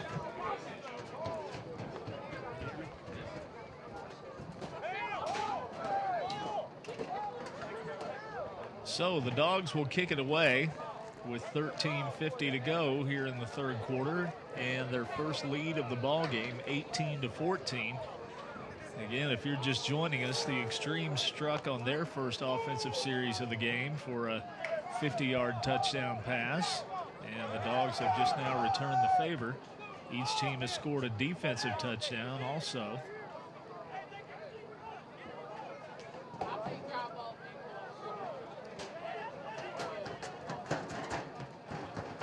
Bulldogs kicking off from the right side of the scoreboard for the first time. And a very short kick fallen on at the 48-yard line by the X-Treme. Intended to be a squib kick, and that was number 48, Charles Malcolm, who played that one like a hockey goalie and knocked it off his chest, and it died right there. So the X-Treme will have outstanding field position to start their first drive of the second half at their own 48. Looks like we have Joe Uten down on the sideline. Joe, you got something for us today? Yeah, I'm looking for a quarterback Cam here. Joe is tracking down Cam Rias while we watch for another play for the X-Treme. We'll go down to Joe and Cam here in just a moment. We get fumbled on the snap. Lovett is able to pick it up, but then he is swarmed under by Lamont Kuntz. They lost 8 yards. Joe, what have you got for us? Got Cam here, starting quarterback. How does it feel to come back to Bulldogs playing? Amazing. Feel the energy and the vibe. It's great to be back on the field, sitting on the sideline. Even though you see a lot of things when you're on the sideline, but it's different when you're out there on the field playing. You came back last week against the Comets, too. That looked pretty promising, too, didn't it? Yeah, a little preview, but there you go. Wish I could have done a little bit more. All right, let's finish this one out. Yes, sir. Thank you.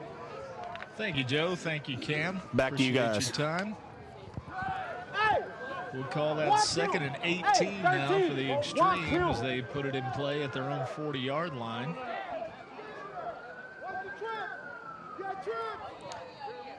We could certainly hear the Bulldogs.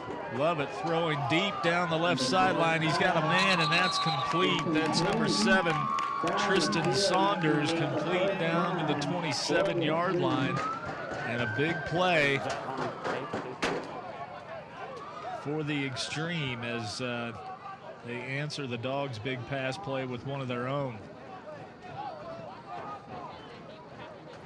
So that'll set up first and 10 at the Dogs' 27-yard line. Well, once again, the defense, Bulldog defense, seems to be handling the X-Treme and giving up the occasional big play, which again you have to expect. But the Bulldog defense should stiffen up here and see if they can take the ball back from them without letting the X-Treme take the lead. Lovett back in the shotgun. Snap over his head. It's a foot race. Who recovered it? The Dogs did. He's brought down. The change of possession right there as the Dogs will take over on their own 43-yard line. And it turns out, I believe, is that Kuntz that got on the ball? Number 11, Stacy Spears. Stacy Spears just outraced Lovett to the ball and then is brought down as he attempted to get up and advance it a little bit further. So first and 10 for the Dogs, just across their own 45-yard line. Excuse me, just inside their own 45-yard line. They'll mark it at the 44. The Bulldogs sure would like another score here to get that lead past one touchdown, give them a chance to defend a lead on the field.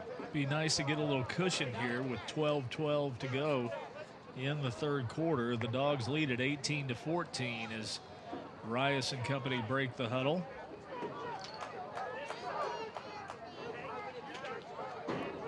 Nick Metzger and Kenny Brown are split out wide to the near side. Metzger in the slot. Brown on the line. And we've got a flinch, and it looks like that'll be a false start. You can called see against the Dogs. The accusing finger came out pretty quickly there on the X-Treme sideline. He did it. Tonis Brzezinski called for the false start. That'll bring up 1st and 15.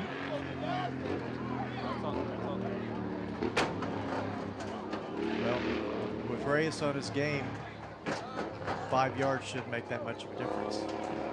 Cam back to throw. Now he pulls it down, dances around and buys some time. He lets it go. He's got a man for a first down. Very nice close. pitch and catch for Tim Swan. Very close on the sideline. The officials gave him the completion, and it looks like he's going to get a first down. He picked up 17 when he needed 15. That'll be 1st and 10 for the Dogs, and they are in X-Treme territory at the 44-yard line. You can see on the sideline there is very, very close to the sideline, but the referees ruled that he did get his feet in bounds. Nice pitch and catch by Reyes and Swan. The official read. There's only one referee. There's only one referee.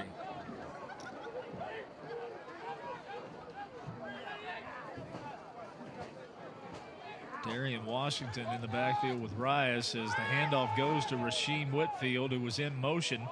Flag thrown on the play as Whitfield gets around the left end and close to a first down. It looks like he made it, but I'm guessing this is going to be a hold or a block in the back. We'll see what happens here as the Dogs are not advancing. the placement of the flag is not looking good for the Bulldogs' fortunes here.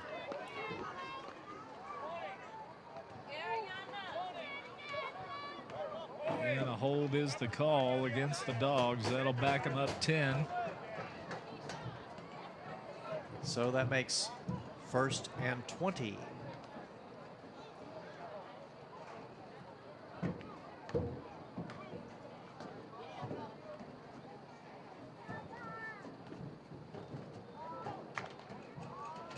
Now the Bulldogs have to figure out how to make a few additional yards to get to the first down marker.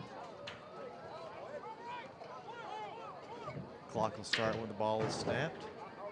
Or actually, it started now. Reyes looks over the defense. Again, they're in that spread formation of 4 wides.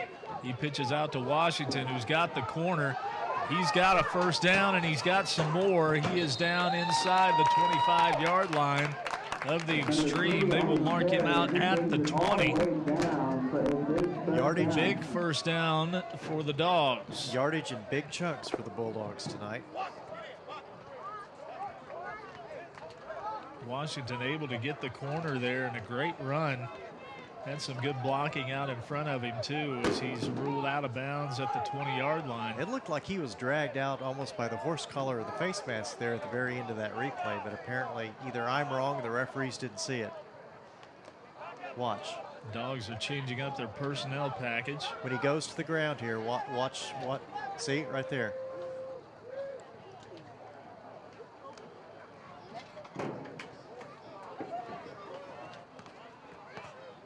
Well, the disembodied voice of wisdom said you're allowed to grab the shoulder pads outside the shirt, but not inside. So that inside would be a horse collar, but it looked suspicious. Indeed it did. 18-14, 10 minutes now to go here in the third quarter.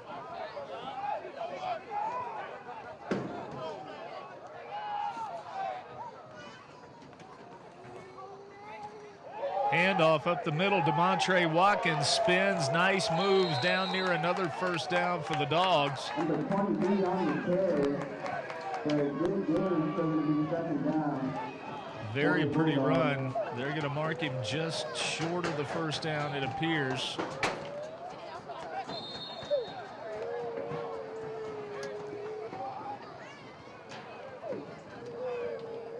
So that'll be a 2nd and less than 1. It looks like the 2nd down marker is on the opposite side. It absolutely does, and it looks like we're going to measure this. We'll have our first measurement of the game with 9:25 to go in the third quarter. Like the chain gang coming out and getting set up. Although with second and inches, I think the playbook for the Bulldogs would be pretty much about as open as they'd want it to be. Stretch it out, and it is a first down, Dogs. Clearly a first down by more than a ball length. That's going to be a first and goal at the 10 with 9:25 to go here in the third quarter.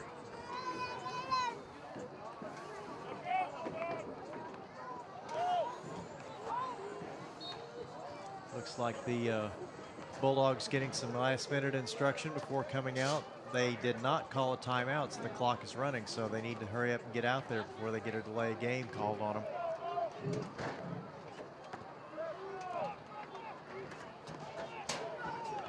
So 4 wides spread out. Demontre Watkins in the backfield with Cam Rias.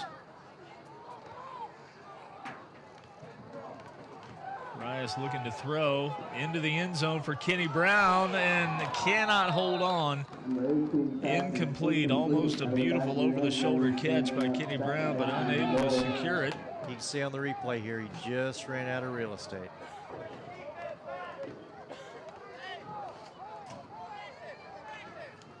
Just unable to secure it. So that'll bring up second and goal from the 10.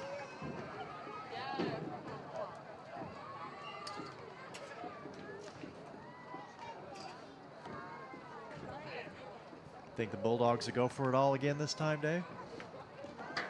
Hard to say.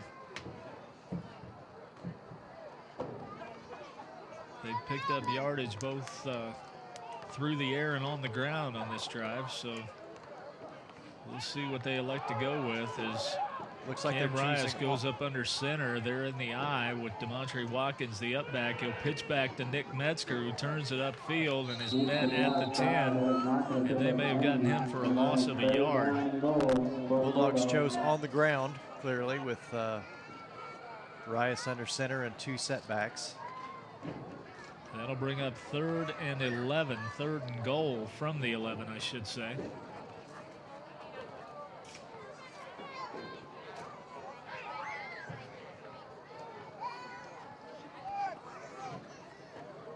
And after this play, we'll go down to the sidelines. Understand Joe Uten has the dog Stacy Spears, who recovered the fumble just a few minutes ago.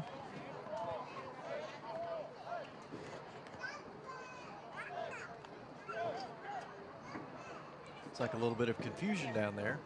Not sure if somebody called a timeout or what's going on. Doesn't look like there's any timeouts being credited to either team on the scoreboard, but there's certainly nothing happening down on the field. It's an equipment timeout. The thought suddenly occurred to me.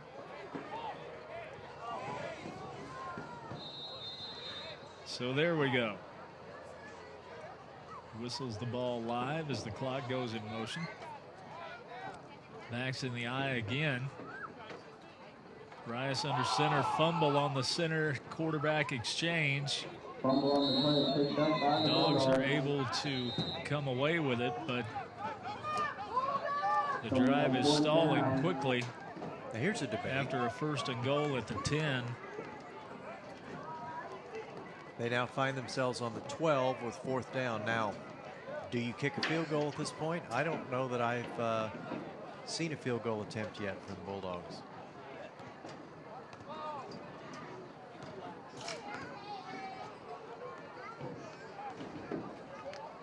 And according to Joe Uten, the kicker for the Dogs is out. He has hurt his foot, so that would explain why we haven't seen an extra point or a field goal attempt.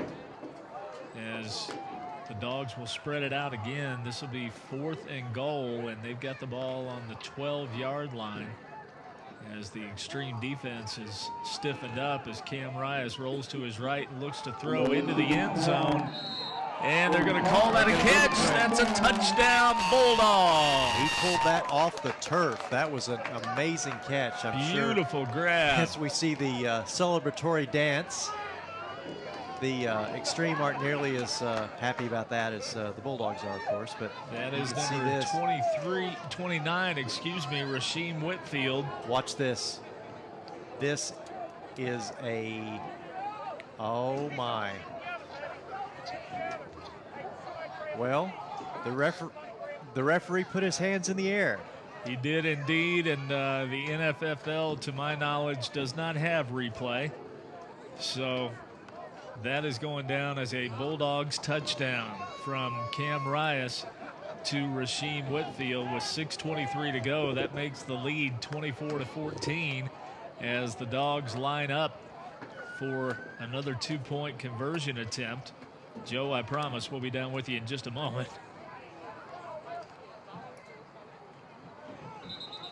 And we've got movement, it looks like. False start called against the Dogs. Let's go down to Joe Uten on the field real quick. He's with Stacy Spears. Hi, Stacy. On the fumble cover, you on a stunt or you just going in? I just went in. You know, coach told me to stay aggressive, so you know I'm going. Like I'm ready to make a play for my team. And as you can see, the offense just capitalized. So you know, we feel real good about it. Looked like you were fighting with the quarterback over that ball, and looks like you come up. Oh yeah. See, that's why I didn't scoop it and score with it, because I seen him diving for it. So you know, I dove for it too. I think you're a little quicker than he is, there, right? Yeah. That works. Back to you guys. Thank you, Joe. Thank you, Stacy. Appreciate your time. Big play by Stacy Spears to set all this up. And the Dogs will attempt the 2-point conversion again. This time they are set up at the 7-yard line. They are up 10 at this point. That's 2 scores. So if they can score here, that would potentially be 2-touchdown lead on the X-Treme, which would be a good thing going into the third quarter. Rias dancing around looking for room to work. He gets out to the right side. He's going to keep it himself. Can he get in? He does! And the 2-point conversion is good on the athletic ability of Cam Rias alone. A beautiful play. It looked like he was stuffed in the middle of the field right about here. It looked like he ran into some traffic and wasn't going to be able to get away, but the blocking held up. He rolled to his right, still looking to throw. Now he decides to tuck it and run, and gives him a little juke there at about the 3-yard line. Is able to dance into the corner of the end zone, and that puts the Dogs up by 12, 26-14, with 6:23 to go in the third quarter. I'm kind of surprised the X-Treme didn't follow him a little bit more than that and try to string him out, because it's not a surprise that Rias is going to run. And we'll take this opportunity to remind you once again of our fine sponsors who make this broadcast possible. Hooligans Pub and Eatery, Fitworks, any Cincinnati area location, Dr. Floyd Amer. We are brought to you through the facilities of Waycross Community Media, by LA Fitness, by Buffalo Wild Wings, by Dr. Nicholas Payne of Payne Chiropractic, and by Unlimited Carpentry. And we thank them for their support and for making this possible.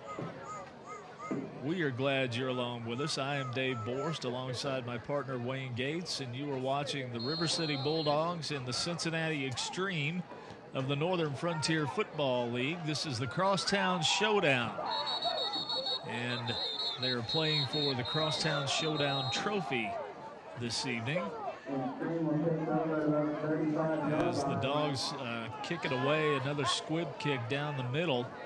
That would explain why Robbie Scott is kicking off for the Dogs, as kicker Brian McCarthy apparently has an injured foot. Which is bad for a kicker. Indeed it is. It's bad for anybody, but especially a kicker. So the teams are starting at the 35 or 40-yard line instead of being buried back a little bit further, which is causing some of this, the proximity to the end zone, sending a little bit more offensive success. And don't forget the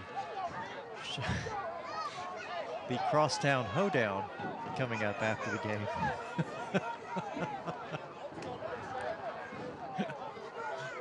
Coach Mark Scott on fiddle. I thought we talked about this. I really did, folks. I have to apologize. Yes, we are live. I can get away with it. My goodness. 6:21 to go in the third when the X-Treme break the huddle and come to the line.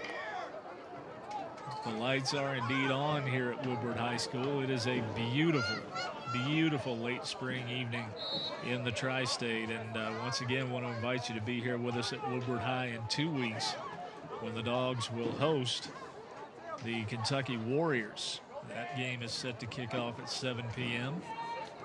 Lovett takes the snap. He's looking long down the left side. He's got a man, but that one is picked off. That's number 4, Aaron Kelly, on the interception, as Lovett threw that one a bit short. That's going to be a 1st and 10 for the Bulldogs. Kelly playing center field. You can watch on the replay here that he just ran underneath it. But hold everything. Do we have a flag on the play somewhere? The X-Treme are not leaving the field. Ball's in the air.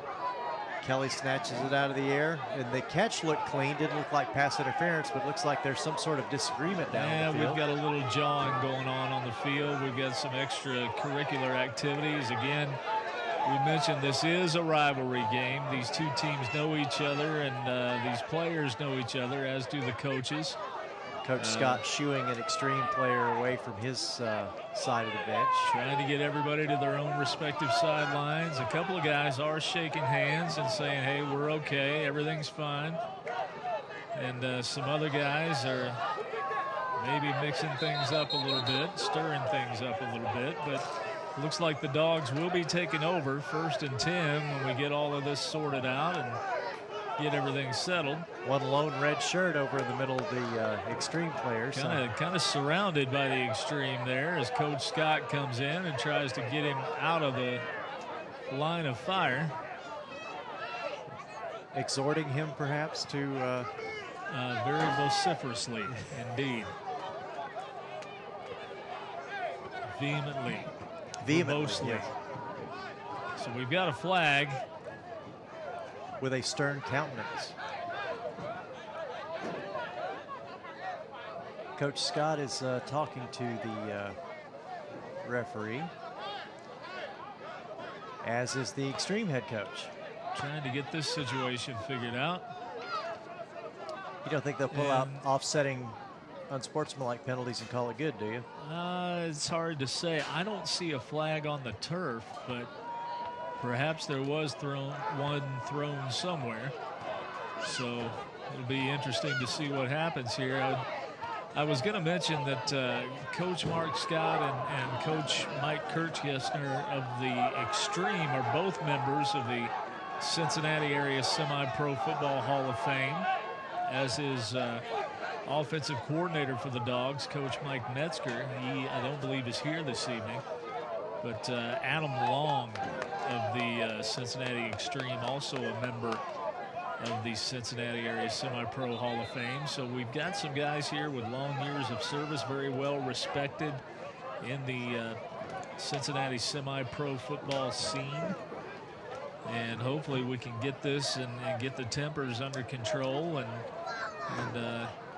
you know, emotions run high in the game of football, and with two teams who know each other as well as these teams do, these guys have played with and against each other for several years, and it only takes one guy jawing a little bit and stirring up some strife, something I know you're completely unfamiliar with. I do not stir strife. And oh my goodness, I'm easing out of the way for the lightning bolt that's about to come. So we want to make sure that everybody's back on track now. It looks like the Bulldogs are ready to take the snap and move on down the field. Reyes is directing traffic again, getting his players settled and risking a delay of game if he doesn't hurry up and take the snap. And he's back to throw. He's looking to his left. Now he takes off again. He dropped the ball, but it bounces right back to him, and Cam Reyes is going to have a first down. That's some fortunate luck. A nice bounce to go the Bulldogs' way, as we'll see here on the replay, as Cam runs out of time to throw and goes to take off, and the ball just kind of bounces off his own thigh, hits the ground, and backs right up to him. He just keeps running. 1st and 10 for the Dogs, and they are at the 30, just across their own 35-yard line. 26-14 is our score. The Dogs spread it out again with Reyes in the shotgun and a lone setback. Again looking to throw over the middle, and that's complete to Nick Metzger in the slot. He fights for some additional yards. That's going to be good for 6 of 7. 6 or 7, I should say.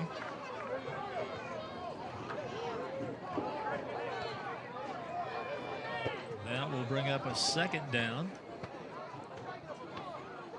With the way the Bulldog defense is playing, I've got to think that they will feel pretty good if they manage to score another touchdown here and take an 18-point lead, that the Bulldog defense could have a pretty good chance of protecting that through the end of the game. If they could put one on the board here, it would do big-time wonders for their morale, and we've already seen, as we said a few moments ago, some tempers flaring, some guys are getting riled up, and you want to hope that they can channel that energy positively.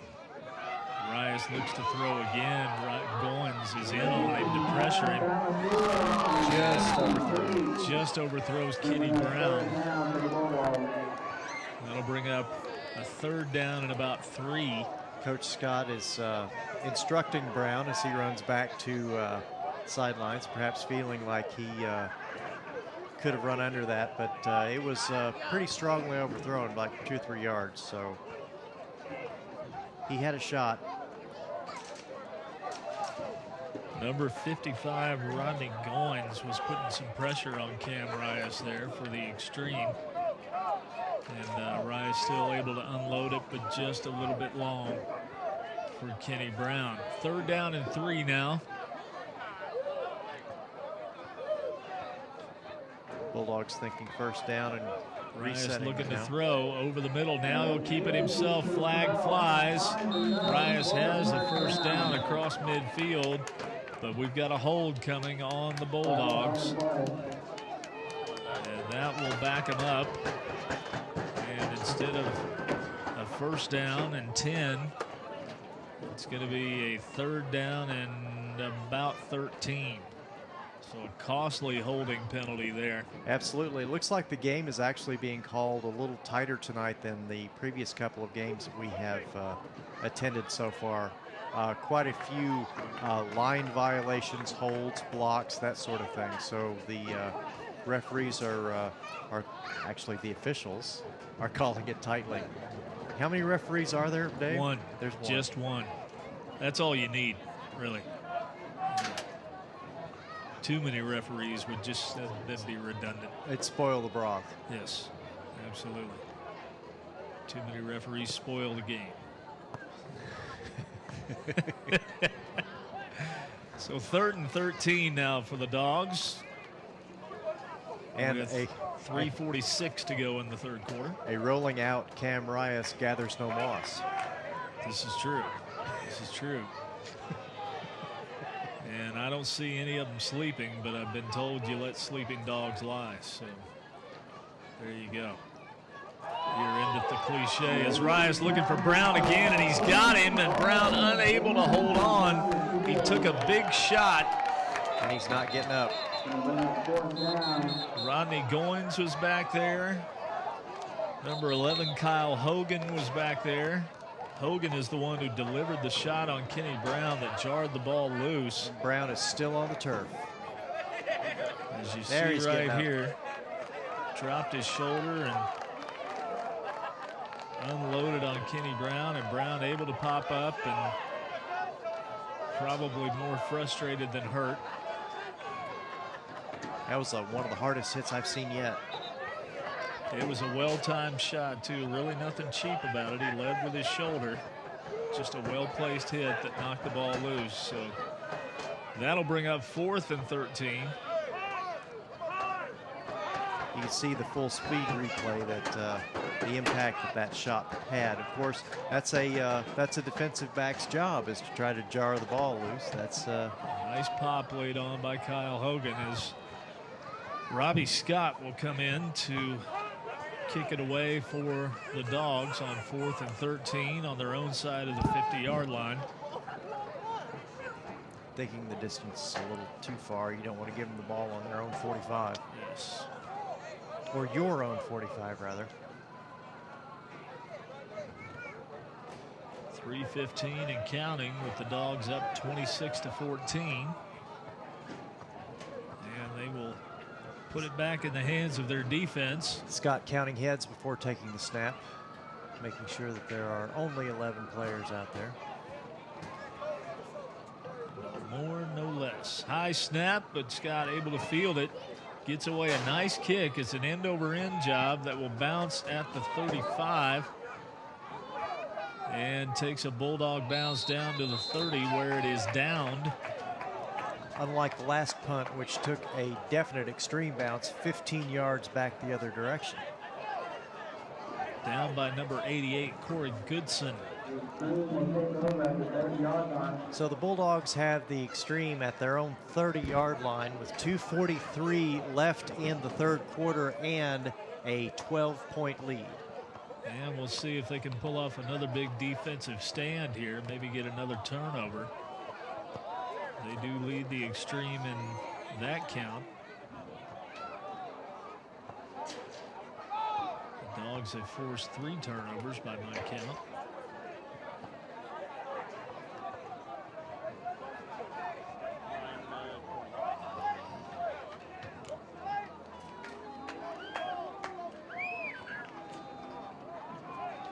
And taking a little while to get organized down on the field again.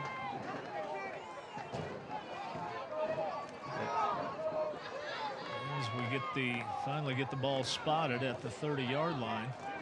Coach Scott, where the extreme will have it, 1st and 10. Coach Scott yelling last-minute instructions and sending signals to his defense, hoping to keep the extreme pinned back in their own territory and perhaps even get the ball back, score one more time. And again, if you joined us last week, most of the linebacking core for the River City Bulldogs is out with injury. Justin Young, as we mentioned in the first half, is away on military duty. They expect him to be back sometime after the 4th of July. We wish him well and thank him for his service and hope that he will return safe and sound very quickly. And so this is a relatively new core of linebackers that they're playing with, and they've done an outstanding job. As we mentioned, don't let the score from last week fool you. 4 of those 5 touchdowns that the Kings Comet scored came against the Dogs offense on turnovers. So 2nd and 10 now for the extreme. Inside 2.5 to go in the third quarter. Lovett in the shotgun. Bulldogs backing off the blitz. They originally thought that they were going to come. Looks to his right. That's complete. And he stretches out for about 8 yards on the play. That, I believe, was DJ Watson. It was.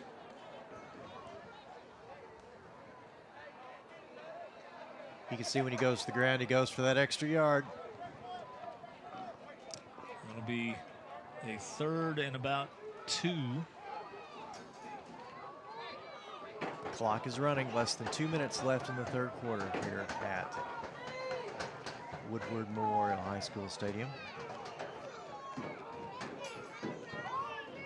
3 receivers to the near side for Lovett in the extreme. Handoff underneath, and that's good for a 1st down and more as he's breaking tackles, breaking more. He's got some running room. He's inside the Dogs 40, inside the 35. That's number 13, Jimmy Dan Connors. And that is the first time we've called his name as a running back this evening. He gets it all the way down to the Dogs 35. And that'll be a 1st and 10 for the extreme. Nice run by Connors. You bet.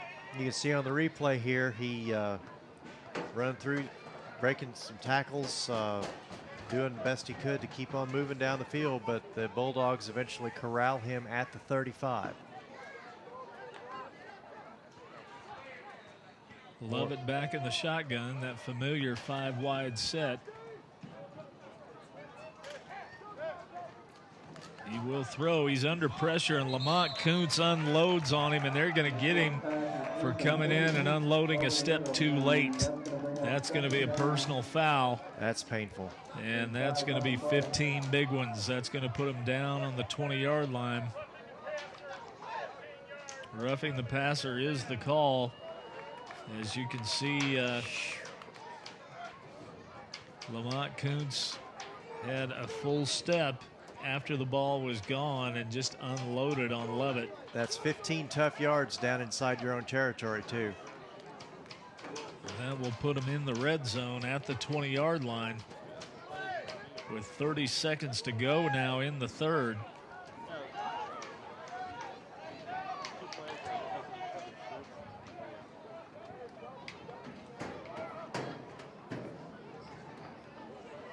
They may not, well, I guess the referees have noticed the clock is still running as they're counting this penalty off, so I'm assuming that they should have stopped the clock at this point.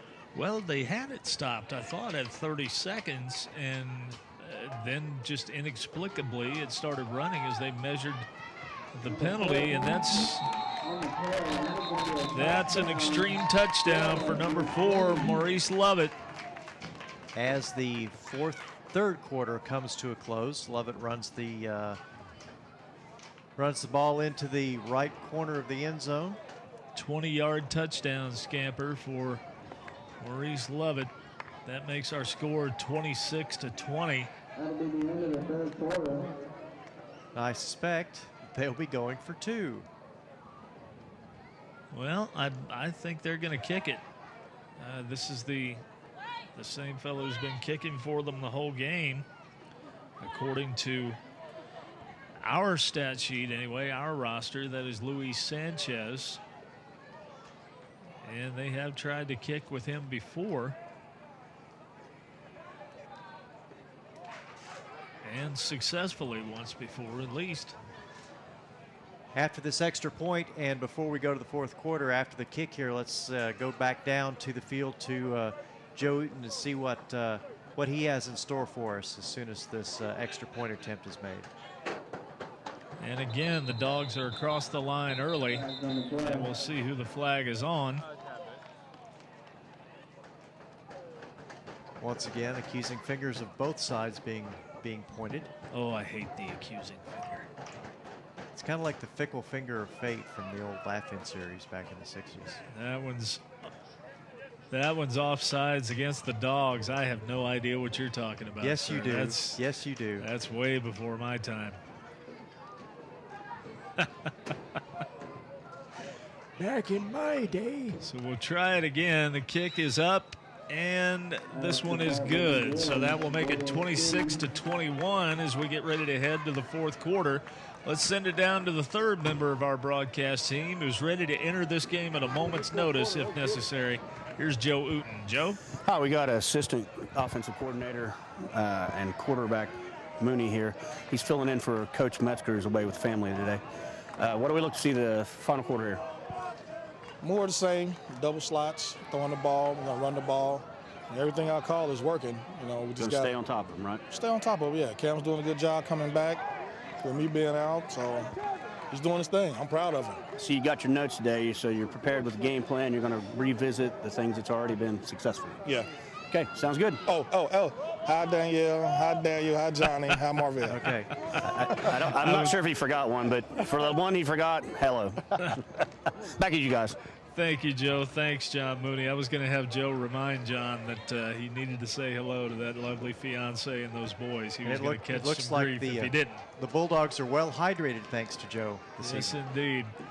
We're going to tell you once more about the folks who make this broadcast of River City Bulldogs football possible, and they are Hooligans Pub and Eatery, Fitworks, any Cincinnati area location, Dr. Fuad Amer, Waycross Community Media, LA Fitness, Buffalo Wild Wings, Nicholas Payne, Dr. Nicholas Payne of Payne Chiropractic, and Unlimited Carpentry. And we appreciate you being with us. My partner will run down once again here in a few minutes all the different channels where you can see this game this week.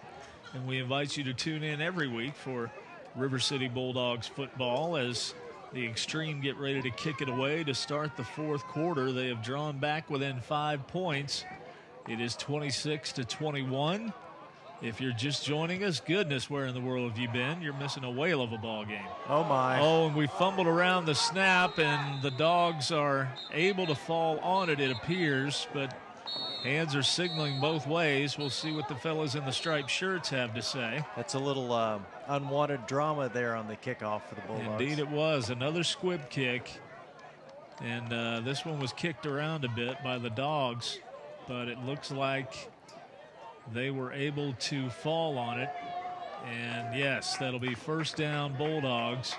And again, tremendous field position. They're going to be at about the 46-yard line. Is that big Corey Goodson coming out of there? Number 88. Yes, Corey Goodson with the recovery.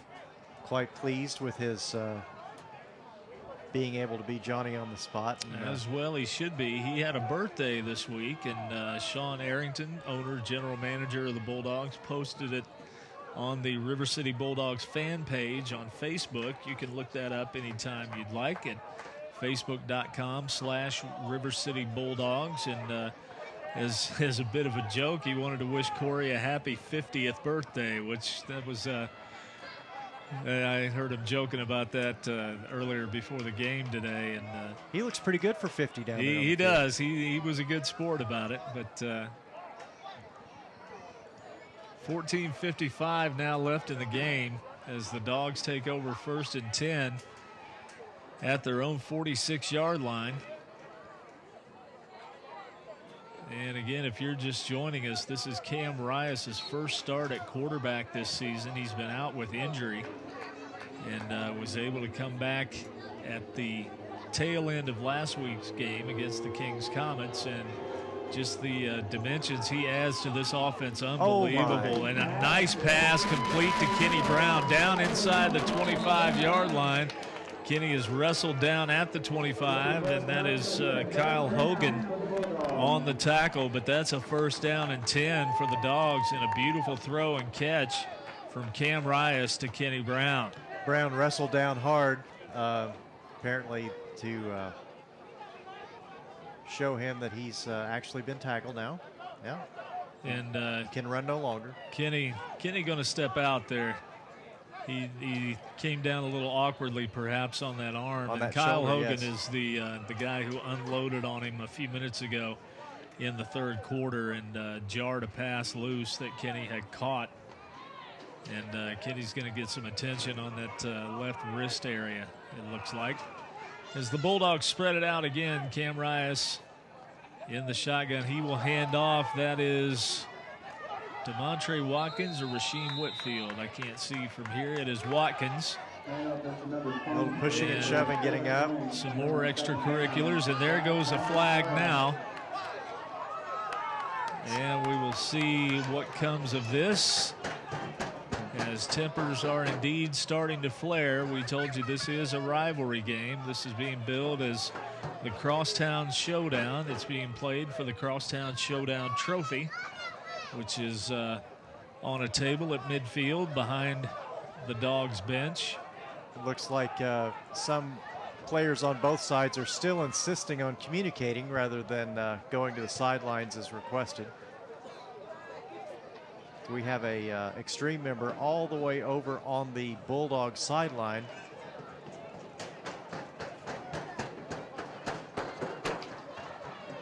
And we'll see what comes out of it as the officials are meeting.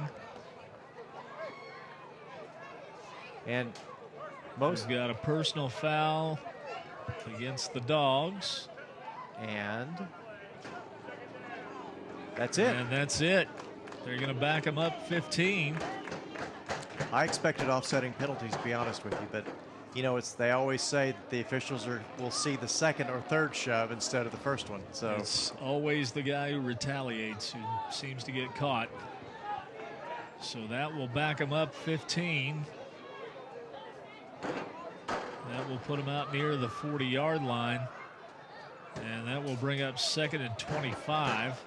I haven't been keeping track. I probably should have been, but I think the Bulldogs are probably approaching 100 yards of penalties tonight. They've had 2 15-yarders just in the past 2 drives. Numerous times, both lines have been penalized. There have been holding.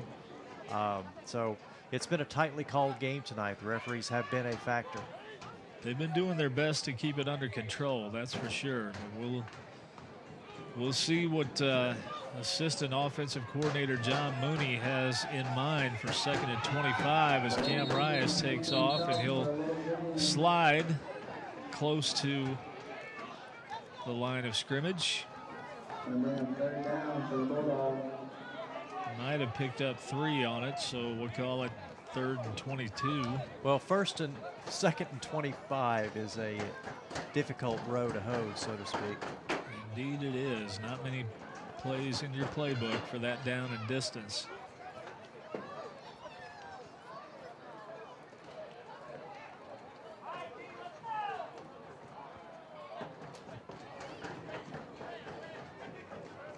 Bulldogs come to the line. Rice has 1 setback. Looking at 3rd and a country mile.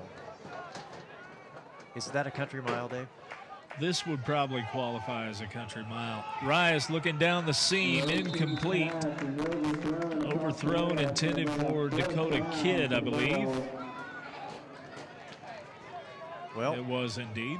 Now the Bulldogs have the choice of whether to go for it or punt. It looks like with the punting that they've had tonight, they could conceivably try to do a coffin corner kick and pin the X-Treme back, you know, around the 10-yard line or maybe even further back. But looks like Rias is still out on the field, and the Bulldogs are going to go for a first down. He will stay in the game as the Dogs will look at a 4th and 22. We're inside 12 minutes to go, but the lead is only 5 points. And we shall see what the Dogs have cooked up on 4th and 22.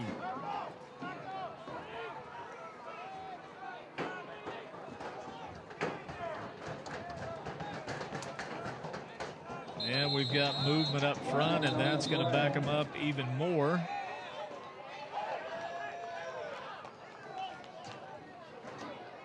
It's going to be a false start against the Dogs, so that will bring up 4th and 27.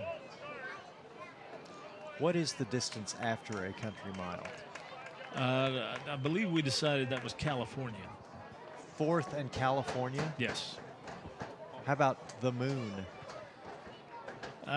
No, that'd be like 3rd and 90. Something Okay. like that. So.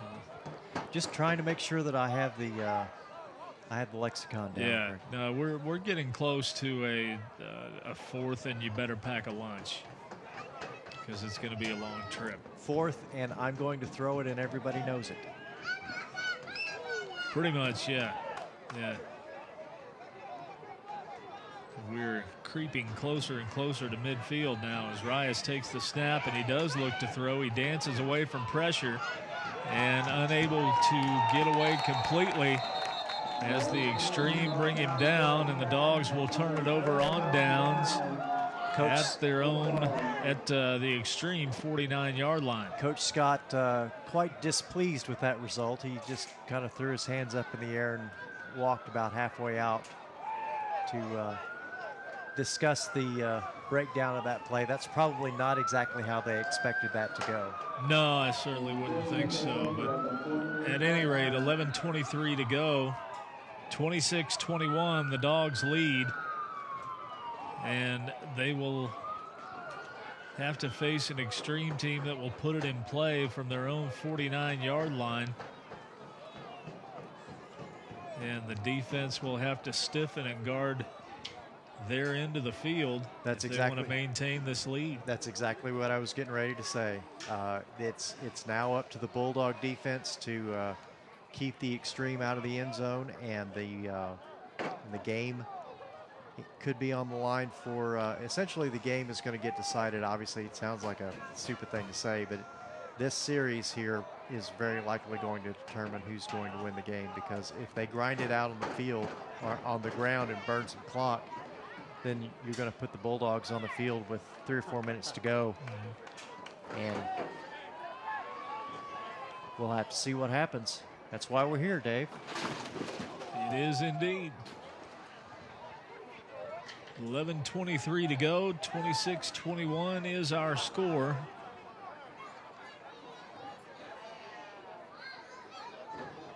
As we're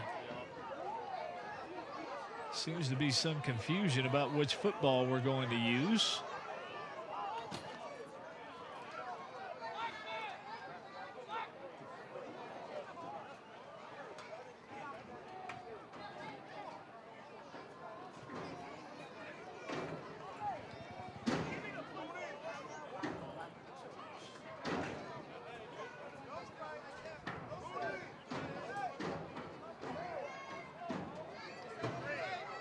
Still, the referee is now noticing no,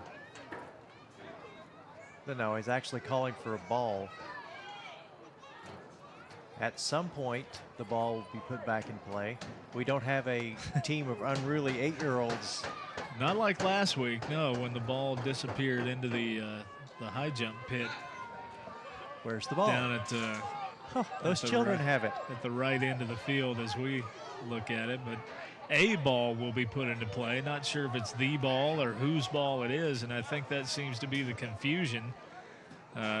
Each team plays, of course, with their own football that they bring. It's the ball that their quarterback is used to handling, and so somehow or another, somebody's football has wound up on the wrong sideline, and the X-Treme appear to have found one to their liking, and they will put it in play at the 49-yard line when we resume.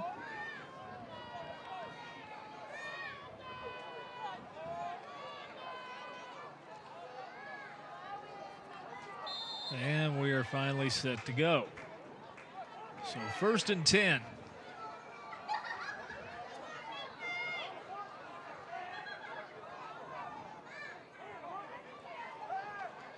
Lovett looking to throw. That's complete down the seam, and that is inside the 35-yard line.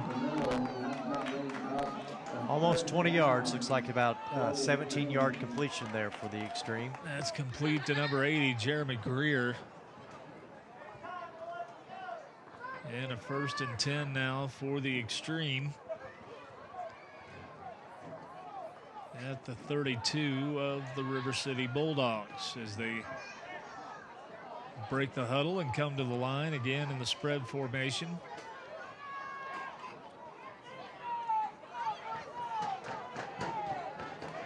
Lovett looks over the defense. He's looking to throw again, this time to his left. It's complete. And number 7, Tristan Saunders on the reception. Took down. Able to avoid a tackle there on the outside and pick up a 1st down. Took down the 1st down marker as well, as you can see him running out of bounds. The 1st down marker chain gang person running for his life. Hard to blame him there when somebody in full pads is coming at you with a full head of steam. And we're hoping he didn't damage the 1st down marker over there. It's still on the ground.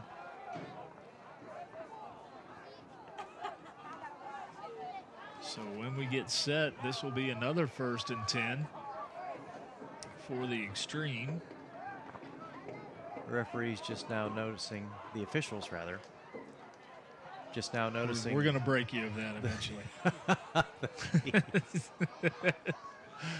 That the 1st down marker is not exactly up to par now. Not exactly what the deal is with it, but perhaps we could get a volunteer from the crowd to stand there as the virtual first down marker. We'll loop a chain between his belt and the other stick, and he can just kind of walk with it. But the referee is over on the X-Treme sideline consulting. It looks like they're trying to put it back together. Some emergency repair. Coach Scott taking the opportunity to exhort once again. Coach him up a little bit. 26-21, the Bulldogs lead with 10:20 to go in the game, but the X-Treme have the ball and they are driving.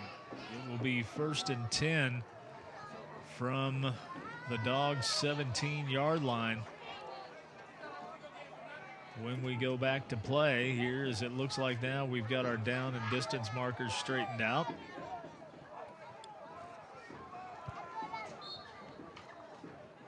Looks a little wobbly, but it looks like it'll work.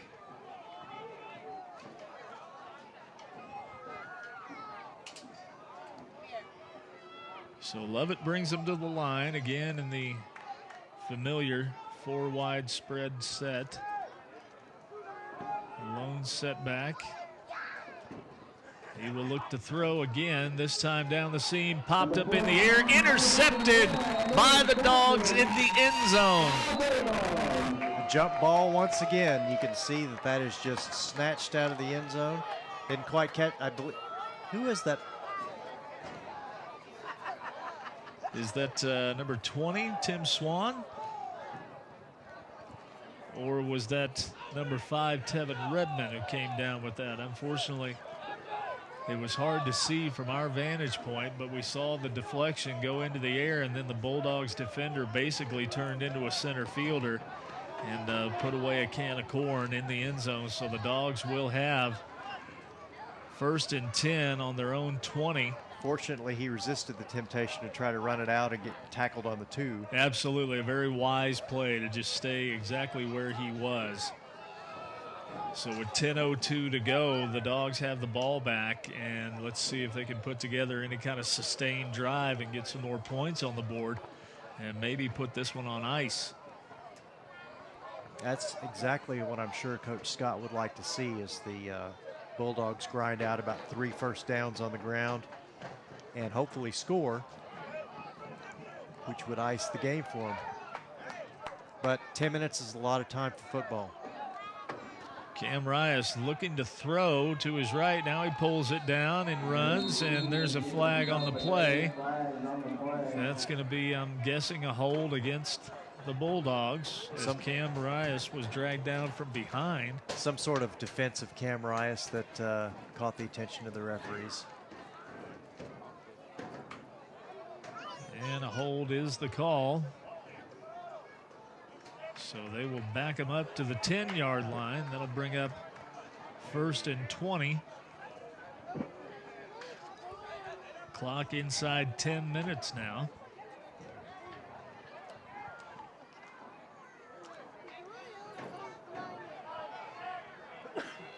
Well, that's going to change the Bulldogs' outlook just a little bit on what they can do, because you got to be careful inside your own 20-yard line. You certainly do. You're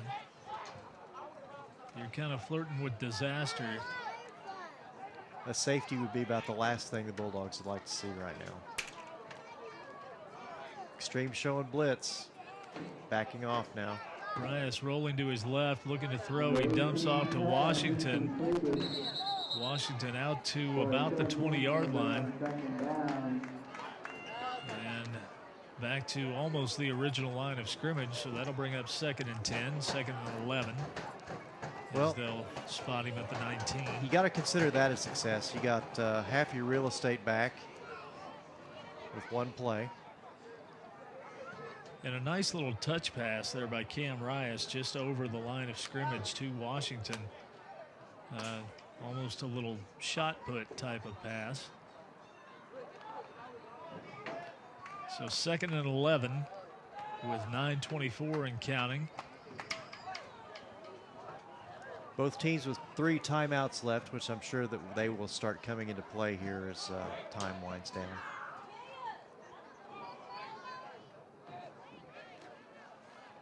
Rias back to throw, dances up in the pocket to avoid pressure to his right, rolls, throws. That one's caught out near the 40-yard line. That's going to be good for a Dogs first. No, they're waving it off. They waved it off as incomplete. We can see on the replay here, we'll get a good look at the resolution of this pass. Very close. It looks like that was a clean catch. Well, looks like he dropped it at the very end of the play. It hits the ground. So that'll bring up 3rd and 11. as we are inside 9 minutes to go now. Rasheem Whitfield checks into the game for the Dogs, number 29.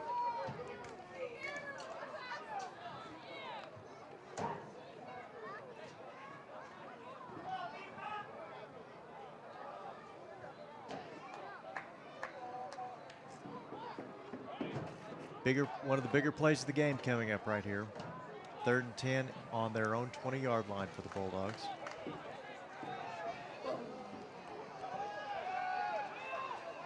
Rias throws down the right sideline and throws that one over the head. 4th and 10. Number 20, Tim Swan. Big decision for the Bulldogs, but it looks like they've already made it as the punter's out on the field. Robbie Scott will kick it away for the Dogs with 8:08 and counting.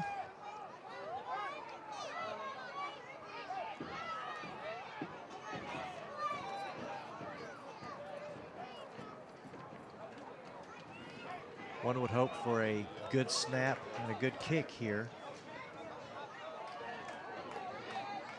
Because again, a safety would be about the worst of both worlds for the Bulldogs at this point. Well, that or just a straight turnover and a touchdown. That would be dreadful, but that's why they play the game, Dave. We don't know what's going to happen. Good snap. Robbie Scott's able to get it away. It's a good kick out near midfield. Checks up, though, and it'll be down just inside X-Treme territory at about the 49-yard line. So, again, they will have outstanding field position. 7:18 to go. And the Dogs defense will be put on notice again.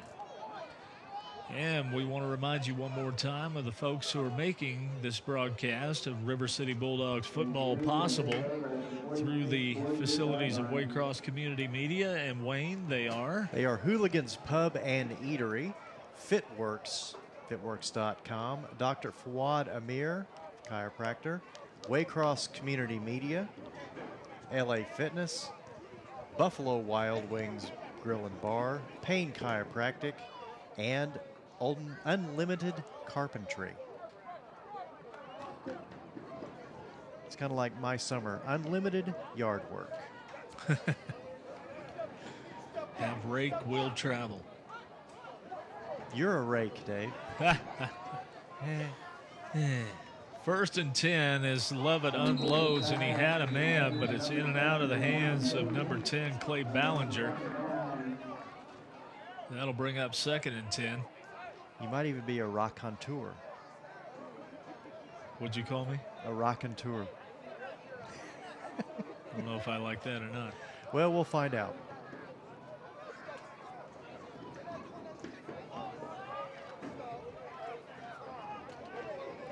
Second and 10 now as Lovett brings him to the line. The Dogs are winning the turnover battle, but only up by 5 on the scoreboard. Lovett hands off, met at the line of scrimmage and thrown down. That's big number 90, Aaron Johnson, as he comes out of the pile on fire. Dave, a raconteur is a person who tells anecdotes in a skillful and amusing way. Yeah, that'd be me. 3rd and 8. I'll get some business cards printed up with that on. Dave Borst, raconteur. Yes. 3rd and 8. By the way, Wayne, I have not forgotten about the Top Gun story. I want you to know that. Okay, I'm just working for an ample time here, appropriate time, I should say, to work that story in. Perhaps 6 minutes and counting in the 4th quarter. A very fast run, perhaps. Throwing down the left sideline, nobody home except a Dogs player, and he's unable to come down with it. That was number 13, Tyler Young.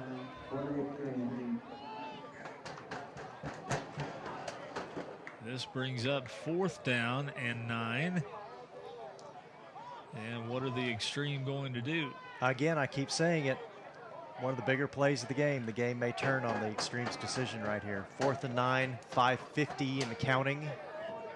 If they lose the ball now, the Bulldogs are just a couple of first downs away from putting the game on ice. Now, don't forget about the fake punt that the X-Treme ran earlier to perfection. And they were able to pick up a first down on yardage even longer than this. Considering all the finger pointing going on the Bulldog sideline, I don't think they've forgotten about it.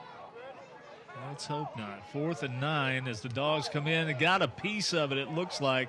Short kick, it bounces in front of Whitfield, and he will let it go. The X-Treme touch it, and they will down it. Let's see where the official marks it, right at the 20-yard line. So the Dogs will take over at their own 20 with 5:14 to go in the game. The X-Treme apparently decided to put the onus on their defense and say, all right, boys. Flag on the play, though. We've got a personal foul called, and it's going against the Bulldogs. So is this going to make it a first down? Wow. I believe it will. Unless it was after the change of possession, but I believe that they're going to call that an automatic first down. Wow.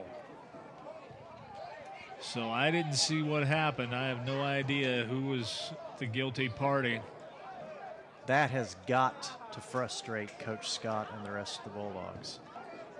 They had the ball back, and now with a penalty, it looks like the X-Treme are knocking on the door of a touchdown. Wait a minute, this may be after the change of possession. They may be simply backing them up to the 5, back to the 10 rather. Cam Rias is out on the field, so the Dogs will have the ball. But apparently this was either a dead ball situation or it was after the change of possession when the personal foul occurred. So the Dogs will have it. It'll be 1st and 10 from their 10. And he didn't indicate what type of personal foul it was either. No, he didn't. So that was a half the distance to the goal penalty since you're inside the 30-yard line.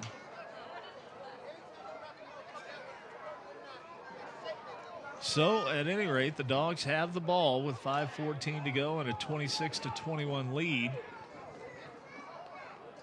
Cam Rias is in the shotgun.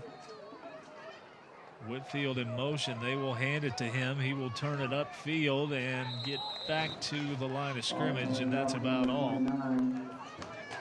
And Wayne, I think this is a perfect time to enlighten our listeners about your brush with the inimitable Tom Cruise. Well, I don't know if Top Gun. I don't know if I can tell it as quickly as I need to, Dave, especially in true raconteur fashion, because they haven't called a timeout or anything.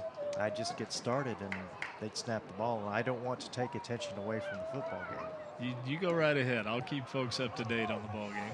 Okay. Well, I can't. They're coming to the line, Dave. I can't do it. I can't do it to the folks at home. You coward. I'll have a chance. After you browbeat me for 3 quarters into the Mark Scott Herschel Walker story last week. No, I couldn't possibly tell it in this amount of time, Dave. Rice back to throw. He looks over the middle, and that one is in and out of the hands of Josh Thorpe. Okay, while they're resetting after an incomplete pass, I told you I was in the Navy back in the 80s, and the Paramount Pictures folks happened to have an agreement with the Defense Department to shoot Top Gun, and they were shooting it where we were stationed. And I was attached to a fighter squadron, and a lot of the people in the pilots in the scenes in the background are actual pilots. I asked them if they needed any enlisted people, so they took my picture, said we'll be in touch. I thought, sure you will, but they actually called me, and I will continue after this next play. 3rd down and 10. 4:08 to go. Rias looking to throw. Moves to his left, looking down the field left, and overshoots his man. He was looking for Nick Metzger. So I show up, and Tony Scott, the director, looks at me, and he says, "You, over here." He was Australian. He said, "Take this tray of coffee and walk around the corner here." So I am actually the guy carrying the tray of coffee that the officer runs into after he goes in and screams about Tom Cruise and Anthony Edwards flying by the tower. So I'm Mr. Coffee. That's what they call me. Nice. Yeah. Nice. Yep. So I do not have an IMDb credit. It was 9 takes. I had to change my clothes 5 times. Outstanding. But it was an interesting experience. That was actually kind of got a little old when once you have them underfoot for a while. I mean, it's just like any other experience, but it was a chance, and it's fortunate, I guess, that I could say, yeah, that's me to my kids and things like that. So that's one of the reasons why I enjoy it. A punt. Robbie Scott gets it away out to midfield. It finally takes a Bulldogs bounce, and they will down it. Let's see where the officials mark it. They will put it at the 40-yard line. That's where the X-Treme will take over with 3:51 to go. And folks, I hope that each and every one of you who's listening to or participating in this broadcast tonight runs right out and picks up a copy of Top Gun just so you can see Wayne Gates in his younger glory days. It was in 1986, so that was 25 years ago. Quite the fresh face. 30 years ago, almost 30 years ago, yeah. Hollywood hanger-on, weren't you?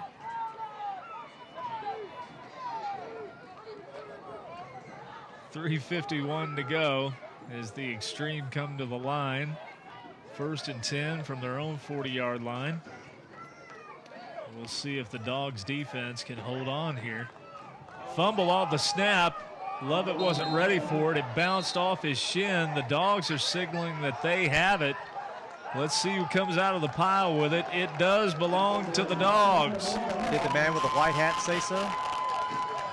There it is. That's the signal. Big, big turnover by the X-Treme. Let's see who gets it here. The bottom of the pile, yes, of course. That's big number 90, Aaron Johnson. Big scrum. He comes off the bottom of the pile with the football. And what a break for the River City Bulldogs. Next week, Dave, I'll tell you about the 2 scenes in Hunt for Red October that I'm in. I'll look forward to that. Maurice Lovett, as you can see on the replay, not even looking for the ball there, was not expecting that snap at all. It bounced off his knee and back toward the line of scrimmage. And Aaron Johnson able to fall on it. 40 yards. Dogs will take over on the X-Treme 40-yard line with 3:47 to go and a 5-point lead. I expect some ground game here, Dave. Hopefully chew some clock, but Cam Rias wants to talk it over as he calls timeout.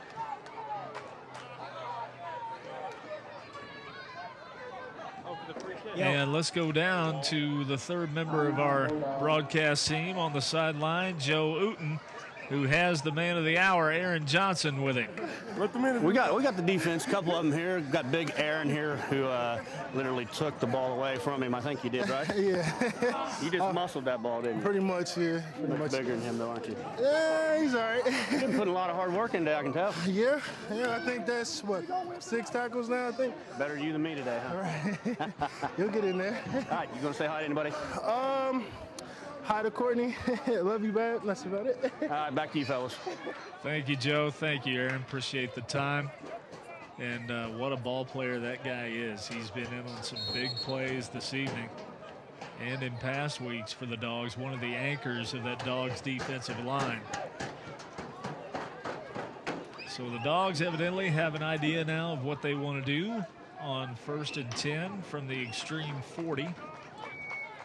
I would think that Nick Metzger would play a primary role in the Dogs' strategy from this point forward, wouldn't you, Dave? Well, any one of their running backs, really. They have Metzger split out wide to the near side here. Normally, you see him in the slot, but he's split out wide on the last couple of series as Cam Rias will keep it himself, won't get around the right edge, and may have lost a yard depending on where they spot it. At some point, the X-Treme are going to have to decide whether or not they want to stop the clock. Right. I would expect that at some point, maybe after this play, the X-Treme will not want to see any more clock burned up. I believe they still have 3 timeouts left, as they will say that Rias lost a yard there. 3:15 to go, and the clock is ticking. 26-21 is our score. The River City Bulldogs lead the Cincinnati X-Treme in the crosstown showdown. The Dogs have the ball. 2nd and 11. Cam Rias brings him to the line. He's got 2 setbacks and 3 wides. He takes the snap and hands off. And I believe that's Darian Washington, who again stuffed at the line for no gain. And the X-Treme use their first timeout with 2:44 to go. They must have been listening to me, Dave. I almost feel like I'm a clairvoyant.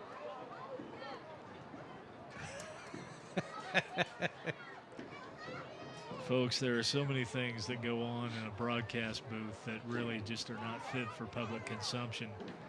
And some of the looks that pass back and forth between the two of us would rank right up there.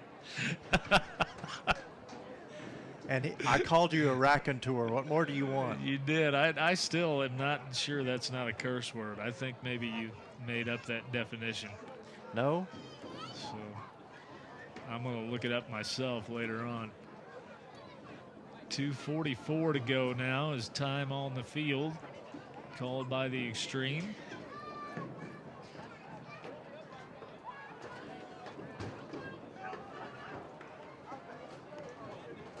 And overall, I would say Coach Mark Scott has to be very pleased with the effort of his ball club this evening. And I also have to believe that the more time that Cam Rias gets with the first team offense, the more dynamic this offense is going to be. Rias is the dual threat. He can beat you with his arm. He can beat you with his legs. We've seen him do both tonight. As Wayne was just showing me the clip of Top Gun. If you thought my partner was strangely silent there. It is on YouTube, Dave. That's why.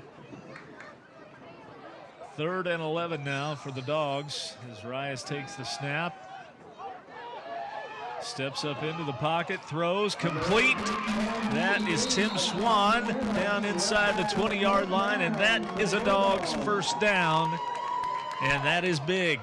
With the X-Treme call another timeout here as the clock continues to run. Inside 2:25 to go in the game now. I'd be shocked if they didn't, because if it gets inside 2 minutes with 4 plays on the clock, that'll be it. They may be counting on that 2-minute warning and using that as an additional timeout, as that is what we're ticking toward. 2:08, 2:07, 2:06. And the Dogs are perhaps, no, they won't get another playoff before the 2-minute warning. So it is, in effect, another timeout for the X-Treme. But we are at 2 minutes to go in the 4th quarter. And the Dogs are on the move. They lead 26-21. And we'll take one more opportunity to remind you once more about the great folks who make this broadcast possible. Wayne, if you would do the honors, sir. Hooligans Pub and Eatery, FitWorks Fitness Centers, Dr. Fouad Amer, Waycross Community Media, the disembodied voice of wisdom, LA Fitness, Buffalo Wild Wings Grill and Bar, and Payne Chiropractic are our fine sponsors today, and Unlimited Carpentry. I think that should be the new Waycross Community Media slogan. It should be right underneath the Waycross Community Media logo. The disembodied voice of wisdom. Yes. I think, Tony, I'm counting on you to have some business cards printed up with that on it. Tony Suarez, executive producer this evening. We enjoy him and enjoy working with him. All of our fine crew from Waycross Community Media. Thank you guys so much for these wonderful pictures and replays and graphics that you're bringing us this evening. You guys are always a pleasure to work with. The best in the business, folks. We'll say Waycross Community Media. We'll say, well, there's a flag, and Tony will say, it was number 74 with his left hand. And he's always right. 1st and 10 now as Rias is under pressure. He dances up, now rolls to his right, again under pressure. And he will go down back at the 25. And that will be a loss of about 7 on the play. And a timeout called by the X-Treme with 1:51 to go. That will be their second timeout.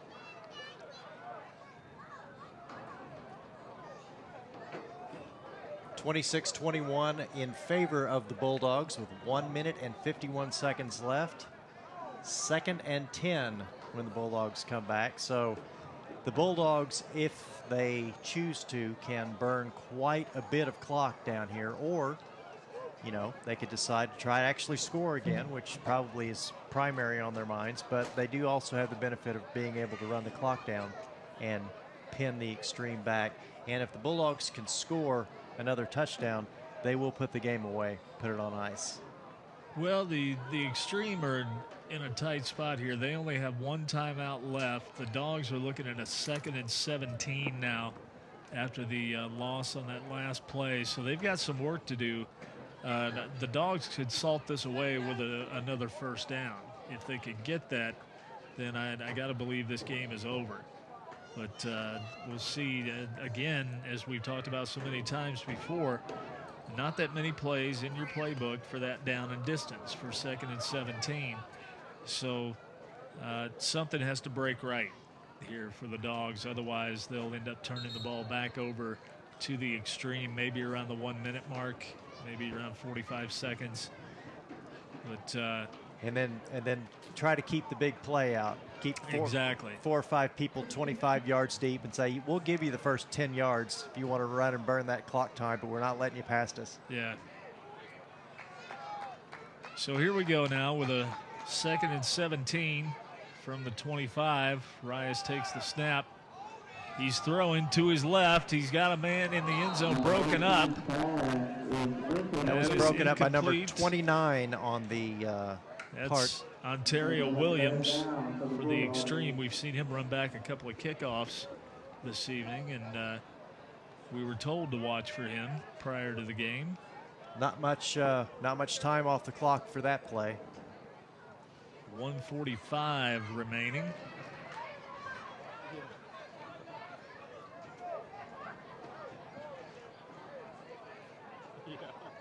And that will bring up a 3rd and 17 for the Dogs.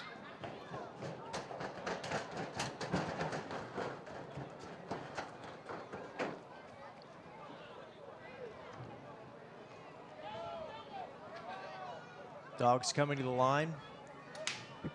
Basically 2 plays left of their playbook here. It's 3rd down, 17 yards to go. Rias back to throw. Now he rolls to his right. He will get rid of it. And he's going to be short of the 1st down. It's complete, but it's going to be about 2 to 3 yards short. And is that Tim Swan again? Yes, Tim Swan on the reception. And he got out of bounds with 1:38, and the last 2 plays have helped the X-Treme a little bit in that the clock stopped on the throw into the end zone that was broken up, and this one, Swan unable to stay in bounds. His route carried him out of bounds, which again stops the clock, and that brings up a 4th and we'll call it 2. A long for 2. the Dogs, a long 2. And again, I got to believe if they can convert this here, then the X-Treme have to spend their final timeout, and that should be the ball game. But we shall see what we shall see as Rias is flanked by a couple of running backs in the shotgun. And a flag flies, and what happened here? We've got a delay of game. Oh my goodness, that backs the Dogs up 5 more. And instead of 4th and 2, we've got 4th and 7 with 1:38 to go. That can't be pleasing to Coach Scott. No, I would imagine he's a bit unhappy with that. Vexed, perhaps. perplexed, nonplussed even. Apoplectic. Nice. Nice. Any word with 2 P's, an L, and 2 C's in it, that's pretty big. So we'll bring up 4th and 7 now. And the backs are now in an I as Rias is going under center. And a fumble on the center quarterback exchange, but flags fly beforehand. That's going to be another false start, I believe. And that is exactly what it is, and that'll make it 4th and 12 for the Dogs. Coach Scott's got his hands on his hips now.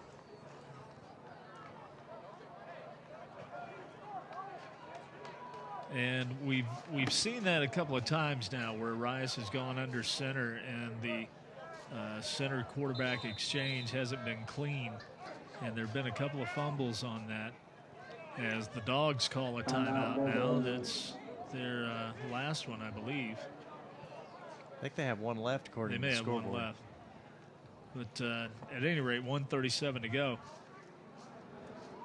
So when we come back, the Dogs will have a 4th and 12.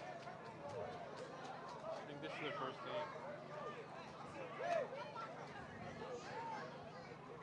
game. Each team with one timeout remaining. So at this point, Dave, where they are on the field, I don't think a punt is really an option. Certainly, no. I think you take your chances, you gain what you can gain, and you pin them back deeper than you've had them basically the entire second half, and you count on your defense to bail you out. You know, unless something spectacular happens and they're able to convert this, and we've certainly seen it before. Well, I think you're right in that a first down would essentially win the game. But it looks like unless the Bulldogs can convert, it looks like the X-Treme are going to get the ball back with a little over a minute, maybe minute 20. See if they can get down to downfield, and the Bulldogs are only up by 5. Rias to throw. He's looking to the corner of the end zone. He's got a man, and it's off his fingertips. And that is incomplete, so that'll be a turnover on downs. And the X-Treme will have a shot with 1:31 to go. And trailing by 5, they will put it in play from their own 22-yard line. Too far away to go for it in one chunk, so I'm thinking they're probably going to go for this in they'll maybe try to get up to the 50, maybe the 45 of the Bulldogs, and then try to hit the end zone from there, because a minute and a half is a decent amount of time, but they only have one timeout left. So they are definitely going to have to hurry up and do whatever it is that they are planning to do. If they're going to throw, they're going to have to work the edges of the field. They have to work the out of bounds, and the Dogs in turn have to keep their man inbounds. Lovett takes the snap, throws complete to the seam. A nice move by Jeremy Greer as he gets up and gets out of bounds across the 40-yard line. That's a first down with 1:23 to go.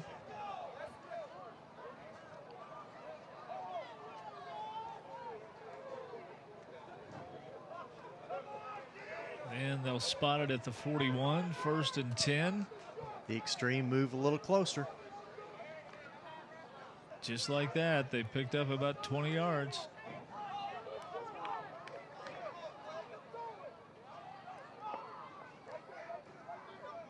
You can hear a young Bulldog fan cheering on his team, hoping to have some success. Reverse again, flea flicker now, back to Lovett. He's going for it all, but the Dogs have some defensive back help, and they're able to break it up. No flag. Number 13, Tyler Young on the play, and they could have very well gotten the X-Treme receiver here for a push-off at the end of the play, but as you can see, The Dogs did not bite on the double reverse or the flea flicker. And Tyler Young there to break up the pass. 1:14 now to go. 2nd and 10 from the 41 for the X-Treme.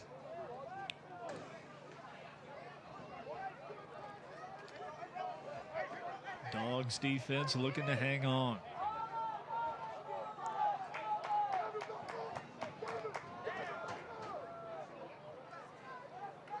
Bulldogs showing blitz, at least from the outside.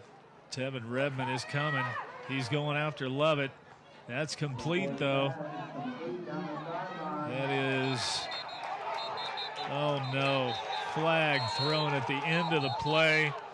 Jimmy Dan Connors picked up about 8.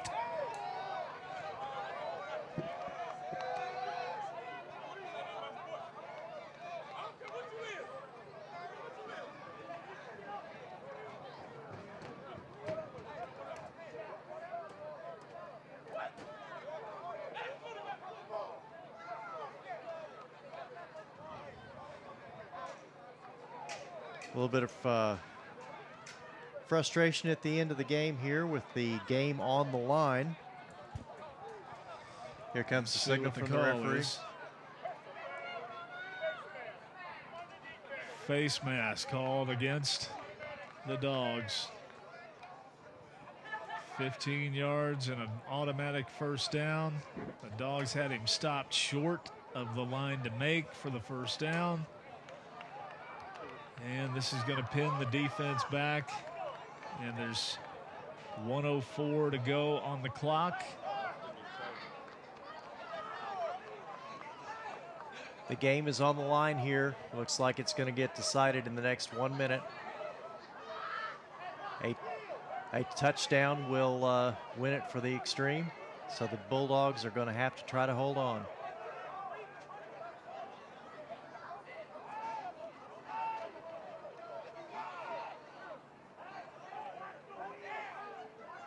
You can hear the Bulldog sideline yelling instructions, and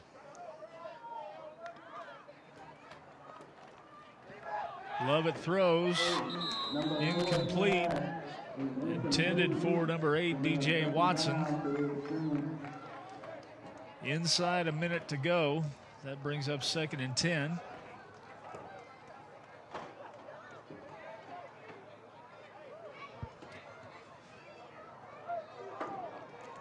yeah, are we sure we should? Yeah. It's like the Bulldogs sideline is trying to make sure that everybody knows just how important this is. 59 seconds left, 2nd and 10 for the X-Treme.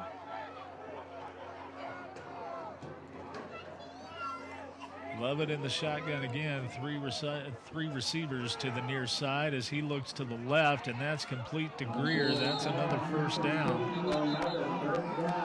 As the X-Treme will hurry it up. And they will call their final timeout.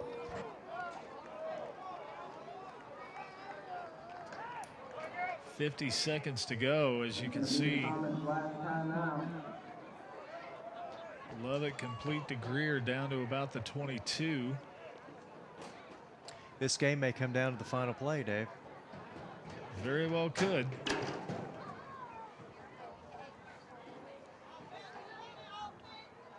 Looks like the Bulldogs have 1 timeout remaining as well. Don't expect them to use that, though, at least while they're on defense.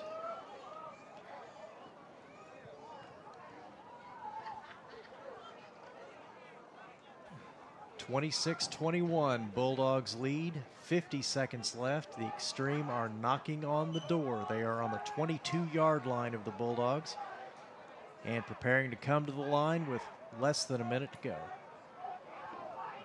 And that personal foul penalty really hit the Bulldogs hard. That was 15 yards that they really didn't need to give up. That's the 3rd one tonight. That's 45 yards on those type of penalties alone. The Bulldogs have to be over 100 yards in penalties tonight. Lovett looking to throw. He goes to his left. Intercepted! Intercepted by the Dogs. And that is that, That will be as the ball they game. say.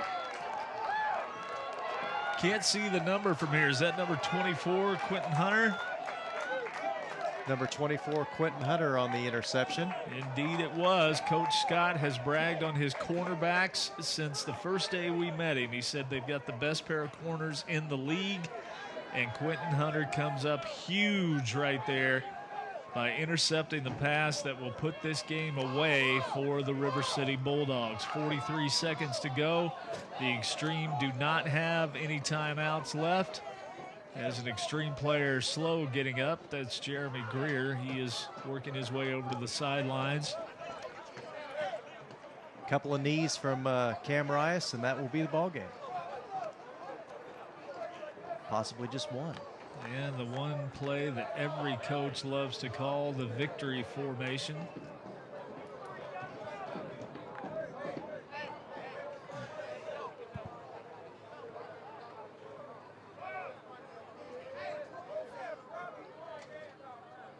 And Rice will take a knee. As the clock ticks down, inside 35 seconds to go, and Wayne, we've seen a fine ball game this evening, a back and forth affair that saw the X-Treme jump out on top 6-0 and held a 14-12 lead at half. But then the Bulldogs came out on their first possession of the second half and looks like able to take the lead. Looks like Sean Arrington just got a Gatorade shower there, indeed, as we click down. And it is a final from Woodward High School and the Crosstown Showdown. The River City Bulldogs defeat the Cincinnati X-Treme by a score of 26-21. We are so glad you joined us. Sean Arrington carrying the trophy. Northern Frontier Football League action. We appreciate you being with us again. Be with us in 2 weeks when the River City Bulldogs will host the Kentucky Warriors right here at Woodward High School.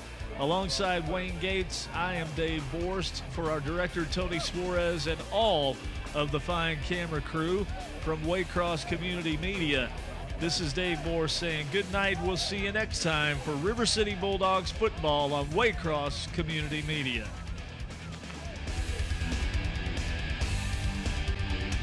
First crosstown shootout, player of the game. You want to talk to us a little bit about what do you think today? I didn't expect it at all. It was, I mean, I am. Tevin scored. I didn't even see the end zone, but to be player of the game, that means I must have did something special to help us come up with the win. So I'm just grateful for it. You know, just continue to stay humble because I didn't win the game by myself. Sounds good. Yeah, definitely. If you were player of the game, you did more than one thing tonight to achieve that. And want to hold that up for us? Yeah. Crosstown shootout.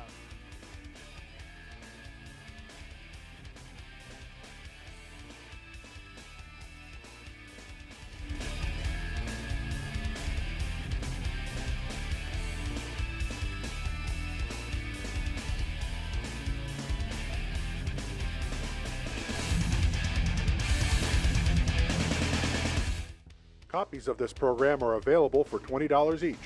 Send program title along with your address and check or money order to Waycross Community Media. Attention Dub Coordinator, 2086 Waycross Road, Forest Park, Ohio 45240. Or buy securely on the web at www.waycross.tv.